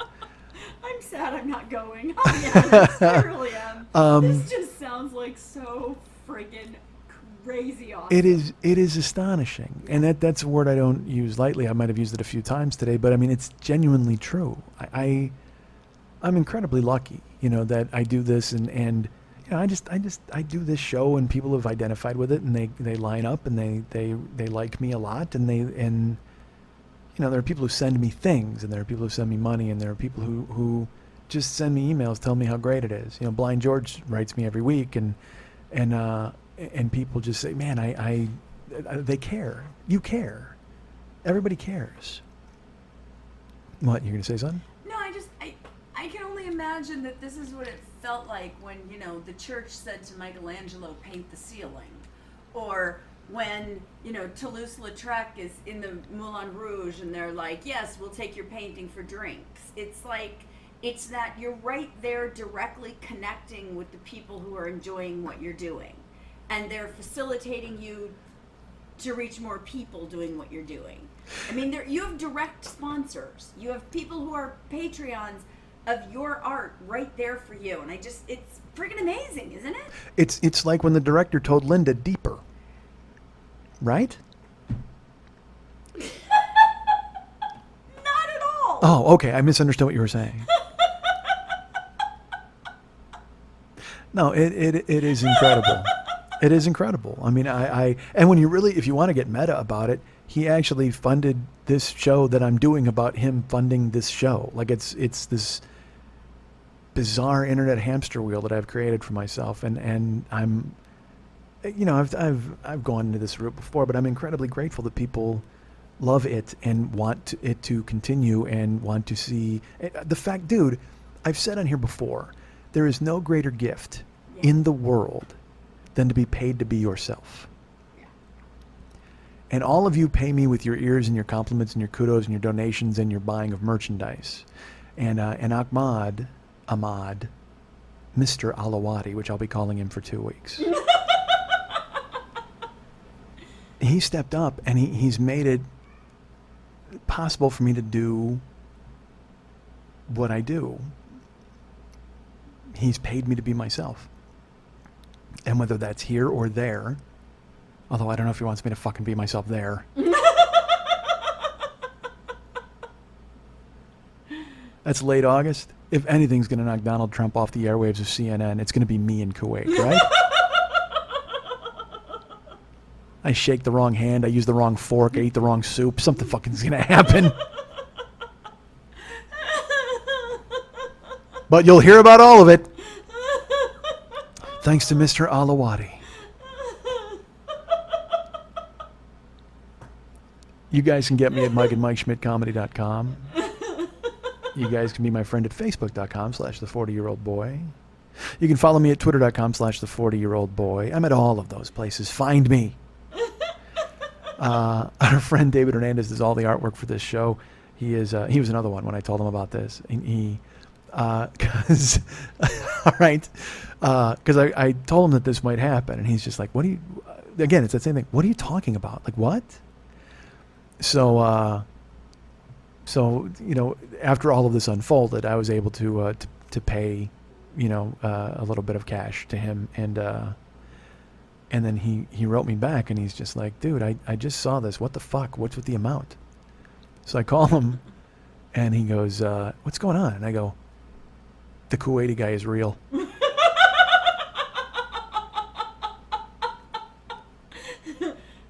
And he busts out laughing like he couldn't, and we just both laugh like idiots on the phone. We laugh because again, it just sounded like this weird code. He just goes, "Dude, what the fuck?" And I just go, "The Kuwaiti guy is real." And there's a beat, and he just goes, and he laughs, and we laugh for 5 minutes. I had tears running down my face. I'm just like, dude, I have the greatest life. This is the strangest life I've ever led. He's just like, "You are, this is unbelievable." I go, "Yep, yeah." He's like, "Cool." So thank you, Ahmad, for that. If nothing else, for that. And for Lily's face. Oh, yeah. So you guys can get me again at those places. And our friend David Hernandez, who does all the artwork for the show, you can find him at Facebook.com/DavidMexHernandez. And you can go to artbydmh.com, ARTBYDMH.com, and check out all of his paintings and his oil work and his macrame and his Christmas ornaments with his little face on it. Go get all of them. Or write him in, you can buy any of the work that he has on there already, or you can go ahead and contact him and go, dude, would you want to do this thing for me? And then he would say, of course, yes. So hire him at artbydmh.com. Our friend Ryan Dirks does all the web stuff for this show. And I mentioned last week that there was a Kickstarter for him. I'll mention it again. If you go to Kickstarter and go, I would put in, search, I would look for Widdershins, WIDDERSHINS, Handmade Shoes by Brianna Dirks. Ryan and Brianna they're staking their entire lives on this sort of thing. So if you want to go ahead and write them or donate some money, actually that would be pretty cool if they're Kickstarter. Look for Widdershins by Brianna Dirks. Brianna? Widdershins Handmade Shoes. And take care of them, man, if you want to, because they take care of us and do all the cool web stuff. That's really nice. And if you want to go to Facebook.com/Ryan Dirks and be his friend, that'd be cool too. Why not? He's great. And our producer is the great Lily Von Stupp, who is here and helping me out and wants to try to get to the Middle East and wear a burqa. Yeah, that's why I don't want to go. Never mind. I might wear one. Way too much clothing. I would not do well over there. You don't think so? Come on. What are you saying? They would burn me at the stake like a witch. I think I have my countries mixed up. You can follow her at several different Twitter accounts if she survives. Apparently, they're after her. No, actually, I would do that just to try to check in when I get off the plane with you, and they all just stare at you like Jessica fucking Rabbit.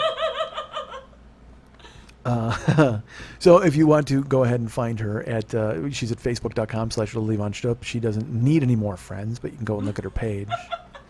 Also, she is present on Twitter several different Twitter accounts, twitter.com/HollywoodBQFest, twitter.com/Lily Von Stupp, twitter.com/MNTs, and twitter.com/Boobdini. But if you'd like to write her a personal note Please. and ask her what her favorite time ever was at a funeral. You're a dick. You're a dick. Oh my god.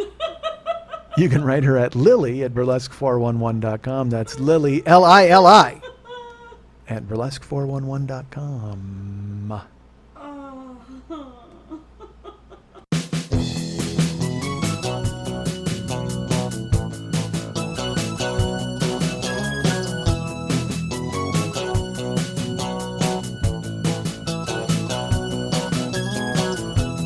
Your business page. Come and spend some of your money, or just donate. Every bit helps. You know fashion is king. You show all your friends your mystery shirt, or you play it straight. You can probably wear the one that says you're dirt. It's the Your Business page. Did you know we got a ton of downloads? Anger and rage. Baby, guaranteed in every episode. Music. He's swarming at you from the stage. We don't care. Use our Amazon link to rampage. We love you too. Visit the Joe Business page.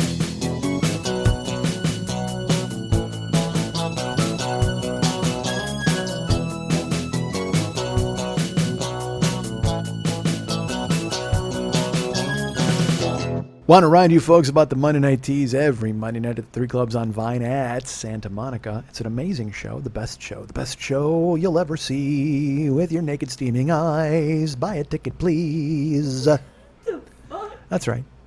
And so the Monday Night Teas is pioneered and put on and discovered and nurtured and like a tassel twirling baby chick by my great friend and producer of this show.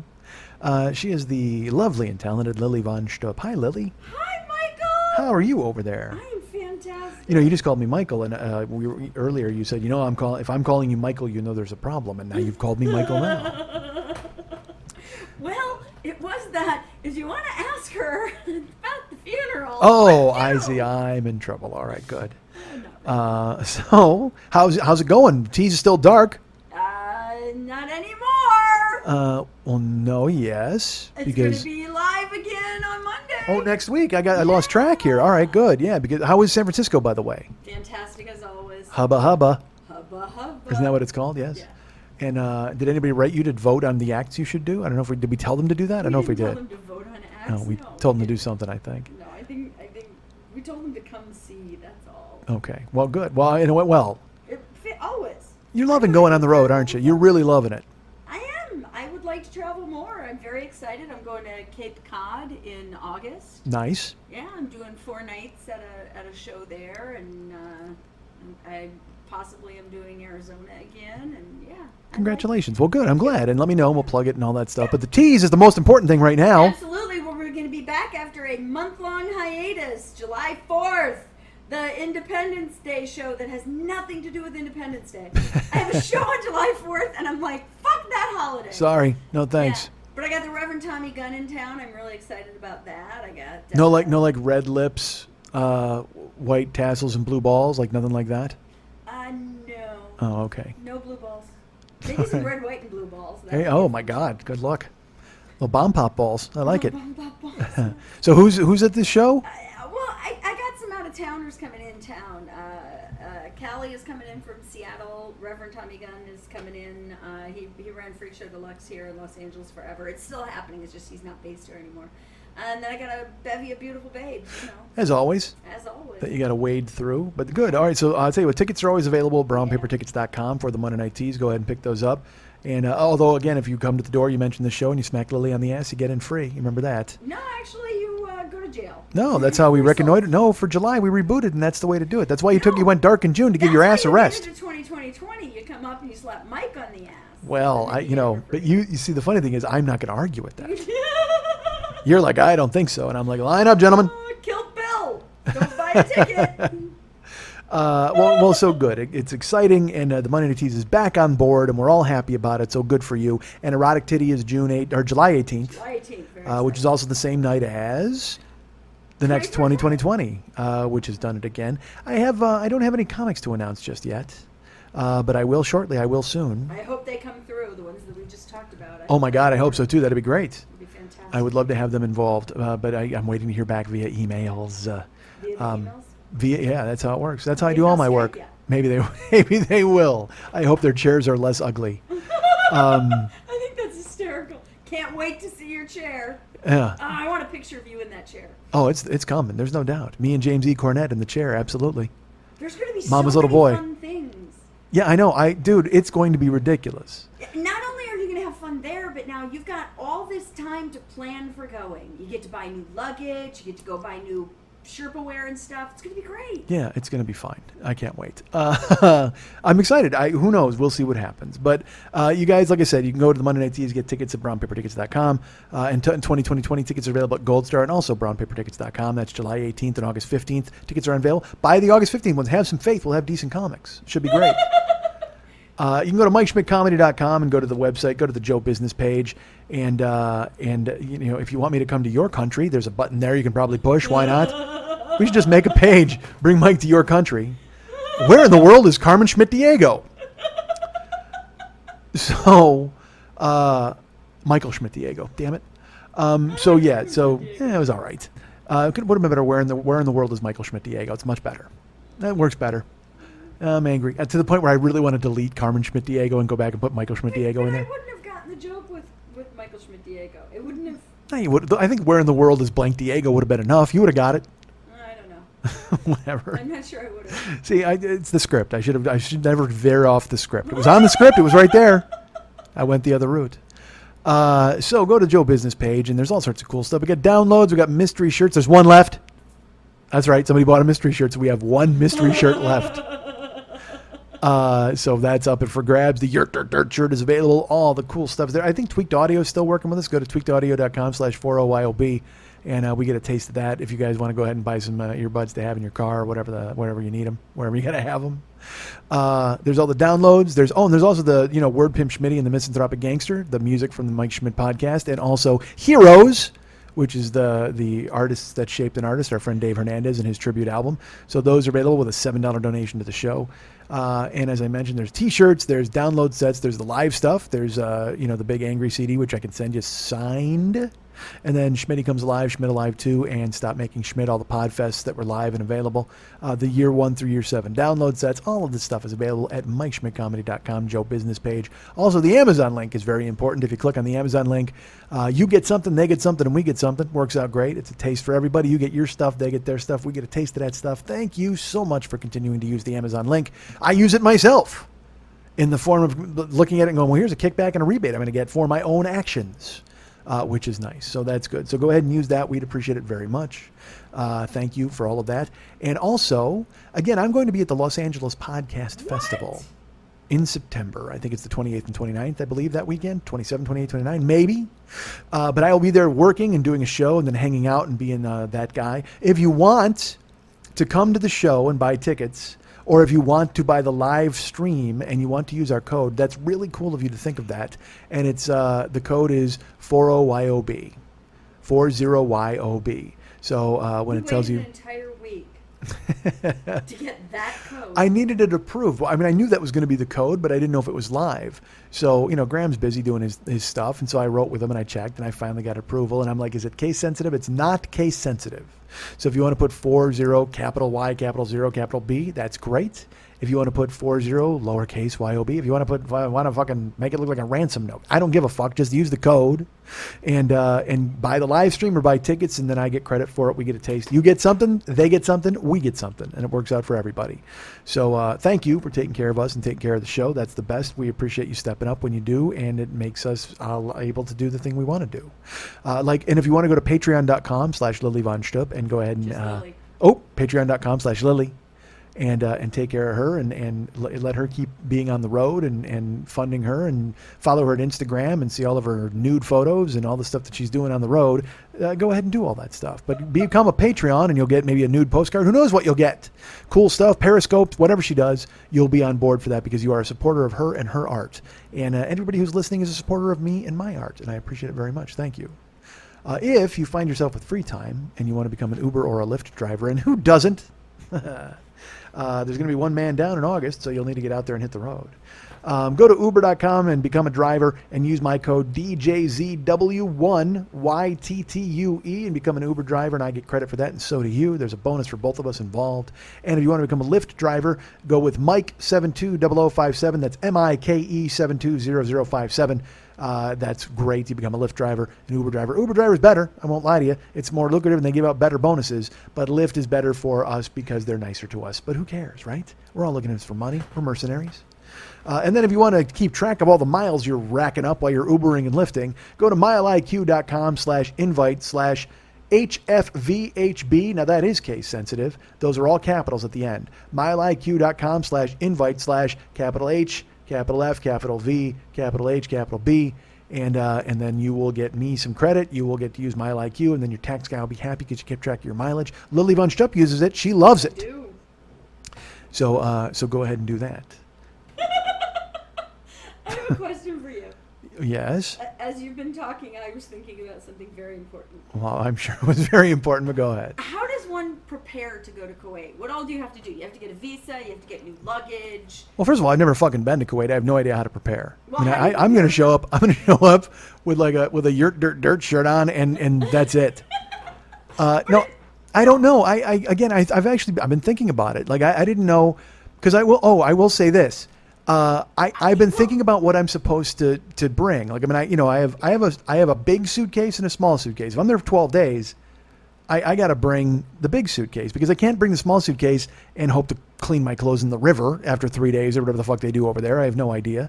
I'm joking. I know Kuwait is modern. I know they have washing machines. Don't yell at me. You're in a fucking Marriott or a Hyatt. I'm in a Hilton. You're Yeah. You're covered. They got laundry. Yeah, I think so. So, oh wait, you want to talk about that? I shouldn't even talk about this now, but I don't fucking care. When I booked the Hilton, I looked at it. They got a spa, okay? And it's got a rainforest room with fucking like tropical fucking and water coming down over and over like waterfalls and like this steam sauna type thing. Then they got steam rooms. Dude, they have an ice room. What? It's kept at like 30 degrees. So like you steam and you fucking sauna and then because I told you I used to do the cold plunge at my gym. Russian people fucking do it all the time, and I guess maybe people do it in the Middle East. But I would go and I would sit in the steam room and the sauna for like 45 minutes, and then I would jump in the cold plunge, which was like 30-degree water. So they have an ice room at this fucking hotel. Poor Ahmad, he's never going to see me. Because I'm literally going to go steam for like an hour and then go in it's a room with ice in it. It's fucking a solid ice room. And I'm just going to go in. Staying at Abu Ghraib. Yes, I can't wait. I'm so excited. I'm going to get you really hot and then I'm going to make you cold. The water torture there. I just hope they and let them blare Black Sabbath and I'll be fucking on board. I'm in. How is your manicure and pedicure going to hold They up? got that. They got a spa with all that kind of stuff. You don't Dude, I shower can't. them No. before you go? No, well, see, again, I have the big suitcase and I have the little suitcase, and I didn't know what to get and what to buy. Like, part of me, because I told you, I don't know if I'm going to be able to bring the microphone over and podcast, but I have to, right? I'm going to have to try it. I'm going to check, at least do the research online, because I was trying to figure out what luggage to bring. And then I thought about buying a GoPro and just filming over there, like doing periscopes and stuff and filming and posting videos. I mean, I got to do that, right? Don't I? I think so. So I got to look into getting one of those possibly. It's just, I got to figure, it's so funny. Like he was very nice enough to give me this fee. And so I paid off one large debt, and now I don't want to spend any more money. You know what I mean? Where I'm like, cause I booked everything I needed to book and all that. And now I'm just like, all right, I don't know what to do. Like, I don't know. I don't want to lose this cause it's there and it's this weird safety net. And I talked about how it gives you the, where you can do things, but I mean, I gotta, like a GoPro would make sense. Like I could film over there and what's going, I don't know. But a mani-pedi, fuck that. That's not happening, man. I mean, I can't, everybody over there's got a fucking beard. I'm going to stand out. I can't be that, dude. I gotta fit in. I might not shave. You're going to go get your hair cut. You're going to get your balls waxed, all the things that you normally do before you go on vacation. See, you think you're kidding? That was the first fucking thing I did when I got back from when I literally made the appointment. I'm not even joking. Like, I paid off the thing I had to pay off, and then I was like, all right, I'm gonna make this appointment. And I called Renee, and I'm like, dude, I'm in. Your balls are clear right now. This is a clean broadcast. I'm not gonna lie to you. You just have to. It's that thing where, because it costs, it's a dent in the fucking wallet. So you have to make your priorities where you're like, well, I got to buy rice to eat, so I probably can't go get my balls waxed right now. So I've been trimming for a while. I'm not going to lie to you. I've been doing some shaving and I've been doing that sort of thing. And every time I shave, I have that moment where I go, I don't want to do this, because once you shave, you can't go get waxed because you have to wait for it to grow back. So every time I shave, I have to make that decision where I'm like, well, you're not going to be able to afford to get them done, so you got to take care of this business. So I trim it up, and I've been handling my own business for the last few months. I don't even know how long, 5 months, whatever. But the second I had any sort of breathing room, I'm not even joking. I texted Renee right away, and I'm just like, hey, you got tomorrow open? What about Friday? Like, I got to get in there, and I got to get clean, man. And he's just like, yeah, come on over. So I did it, it just makes showers that much more fun. I'm not going to lie to you. Oh my God, dude. It is like, all of a sudden it's like I'm in the shower with a different guy. I'm like, all right, this isn't bad. Will they let you into Kuwait with clear balls? Well, I hope there's no check, but I mean, I don't know. well, I don't want to get like sand fleas or crotch scorpions or whatever the fuck they got over there. I got no idea. I don't want to get dick beetles. I got to get this shit fucking cleared off. That's not fucking any sort of option. It's the desert, man. I don't know what the fuck they got over there. What happens when you have ball sweat and no hair? It's slick. Nothing sticks. It just moves around. It's just like, yeah, it's just totally perfect. It's like, you ever see women like when they wrestle in oil and they're just sliding all over one another? That's it, man. Ball sack's just like a pendulum. It's just like going in and out. Oh God. But you got to be. But I will tell you this: you got to be careful because they will stick to your leg or whatever. You got to move them around, and you got to make sure you don't sit on them. You know what I mean? And that's maybe I'm telling a little bit more about myself than I have to. Everybody has to make sure they don't sit on them. Well, I mean, yeah, but you got to move. Age. You got to move stuff around. Well, yeah, certainly. I mean, but as I'm saying, you got to move some stuff around. You got to make sure when you don't just flop down anymore, because you got to go, oh, all right, well, I got to be cautious about this. And I can't even imagine what kind of a camel scaring yell I'd give out in the desert if I fucking sit on my balls in Kuwait. that, by the way, that's my only problem that I'm considering. Oh my God, I hope I don't sit on my balls in Kuwait. I'll scare all the camels with my yelp. So out of curiosity, Yes. it is now how many weeks away? We're 7 weeks away. You're 7 weeks away. I am. So, like 2 days before you're doing it again? Yep. Do you already have the appointment scheduled? Not yet, no. Renee's pretty flexible. I heard. Well, this will freak you out. It's so funny. I texted him to go ahead and get this all done and all that. And I'm like, and then I missed my appointment. And I was like, fuck, dude, can I get there by 4:30? He's like, I can't. You got to come. So I had to go like on this early morning. I had to go to 8 a.m. and get them done. But I didn't fucking care. I needed them done. So I texted him. We're texting back and forth. And he's like, all right, well, he goes, Mike, no problem. I go, all right. I go 8 a.m. and I'll bring you a donut. And he's like, he goes, I'm happy to do it. Don't worry about it. And I don't need a donut. Smiley face. So that's Friday. So Friday night I'm driving Uber, and my phone lights up. It's like, bring. It's like, hey. And I have no idea. I mean, I don't even recognize it's from an email address, like from the iCloud, it says. And I'm like, I don't know. And it just says, hey, Mike, ... And I'm driving. So it's popping up on my map, which is on the fucking thing on my dashboard. And I don't know who this is. I got no clue. So I just delete them. I just like, fuck it. And then about 15 minutes later, a third one comes up and it says, oh, sorry, wrong Mike, smiley face emoji. And I realize I see the initials in the iCloud. It's Renee.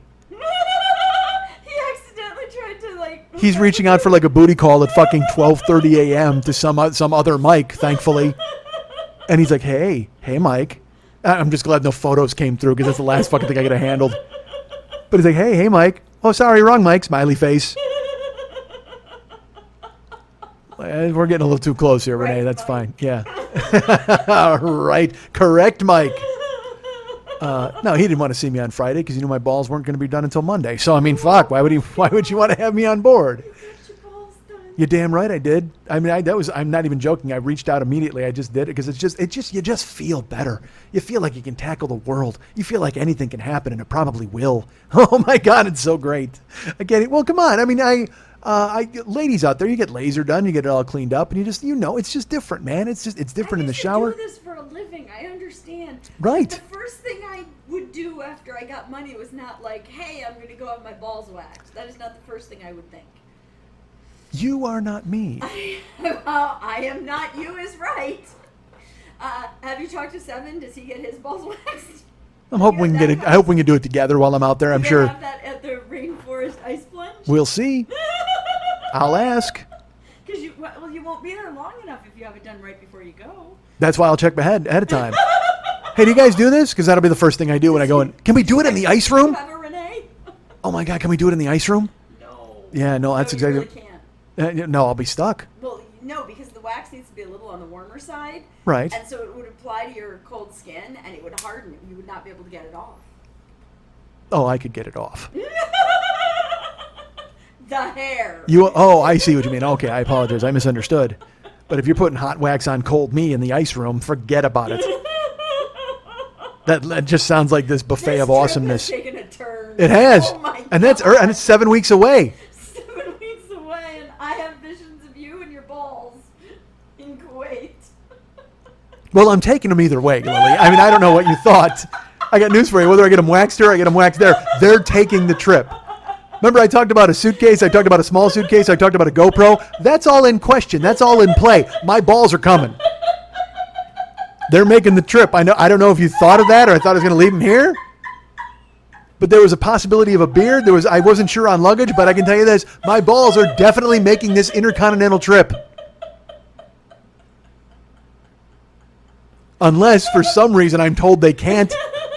I'm hoping they clear customs. See, that's why I got to get them waxed, so they can get a clearer look at them and know exactly what they are. I mean, certainly my balls are weapons of mass destruction.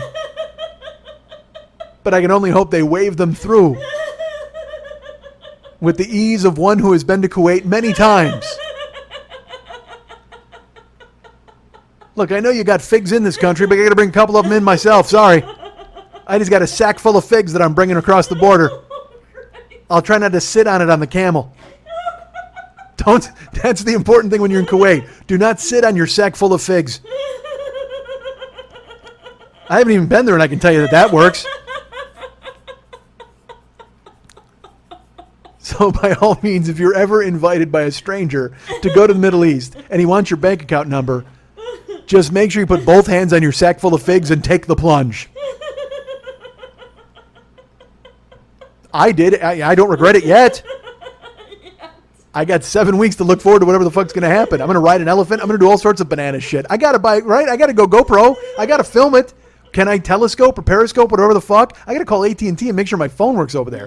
I could just disappear forever. This would be fucking great. That'd be perfect. I'm just going to blend in, man. I'm just going to go on a fucking, with a Maharaja. I'm going to blend in with this whole fucking crew. I kept teasing him. I kept going, hey, what's going, so over there, are we just going to Tokyo Drift the whole time we're there? He's like, what are you talking about? I go, every time I see like a video from Mia, is that her name, Maya? She made a video and those guys, like these chic dudes are riding on two wheels and just hanging out to the car with their fucking gold chains. I'm like, dude, I totally want to roll with those guys. She goes, yeah, we're going to Tokyo Drift while you're here. He must think I'm the biggest idiot. He must just totally regret this already. He's like, oh man, I can't have this guy and his sack full of figs in my country. And it's August. How hot is it going to be? Dude, if my sack full of figs sticks to that ugly chair, we got a real problem. I was worried about him getting stuck into the bench in the ice room. But boy, if they get stuck to the ugly chair, that's a real... I'll GoPro the shit out of that. I'll definitely film that. Dude, you're not going to believe it. My sack full of figs got stuck to the ugly chair. Voomp, go, and pro. Check it out, everybody. And everybody's going to see it and they're going to go, you know what? Those are clean. Looking good. You're damn right they are. So I got my giant fucking Maharaja beard. Carrying a giant fucking cutlass. I'm going to have a cutlass like a big machete. It's going to be perfect. Dude, I'm taking that place over. I'm stomping into Kuwait like fucking El Godzilla. Or Al Godzilla. Sorry. Al Godzilla. Yeah. I'll be covered by Al Jazeera as Al Godzilla stomps in. I can't be Al Godzilla. That's if I go to Mexico. That's the next trip. Hey, Mexican listeners. Who wants me to come to town? I got my electronic handout for all these international trips. I bring my sack full of figs to Kuwait. I bring my poncho full of guacamole to fucking Mexico.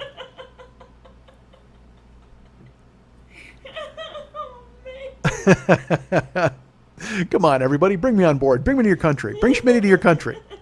We used to have those pages on Facebook. Bring Mike to fucking Austin. Bring Mike. Nah, dude, it wasn't even a page. Some dude's bringing me to Kuwait. At least he was until the show went up. I don't know what's going to happen. Good luck getting a refund on the balls. That's the only thing he's going to get back. He's going to get everything back except that. Here you go, man. I got it all except for, well, I had to get the fucking figs waxed. Sorry about that. And he's going to go, I understand, man. Everybody needs clean figs. Right? Everybody needs clean figs. That was actually the original draft of Everybody Must Get Stoned by Bob Dylan. Everybody needs clean figs.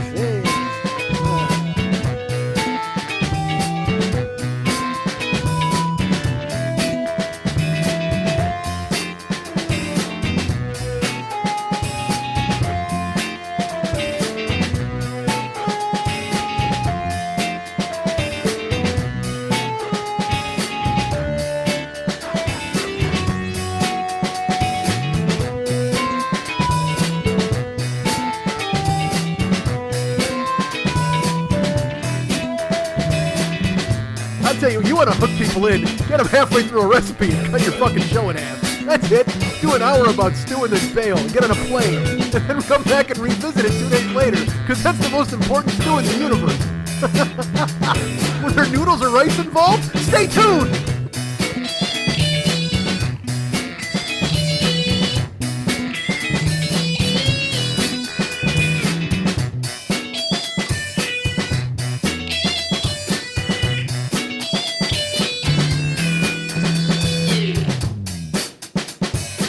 Bring that beat back. Bring that beat back. Here is your soup.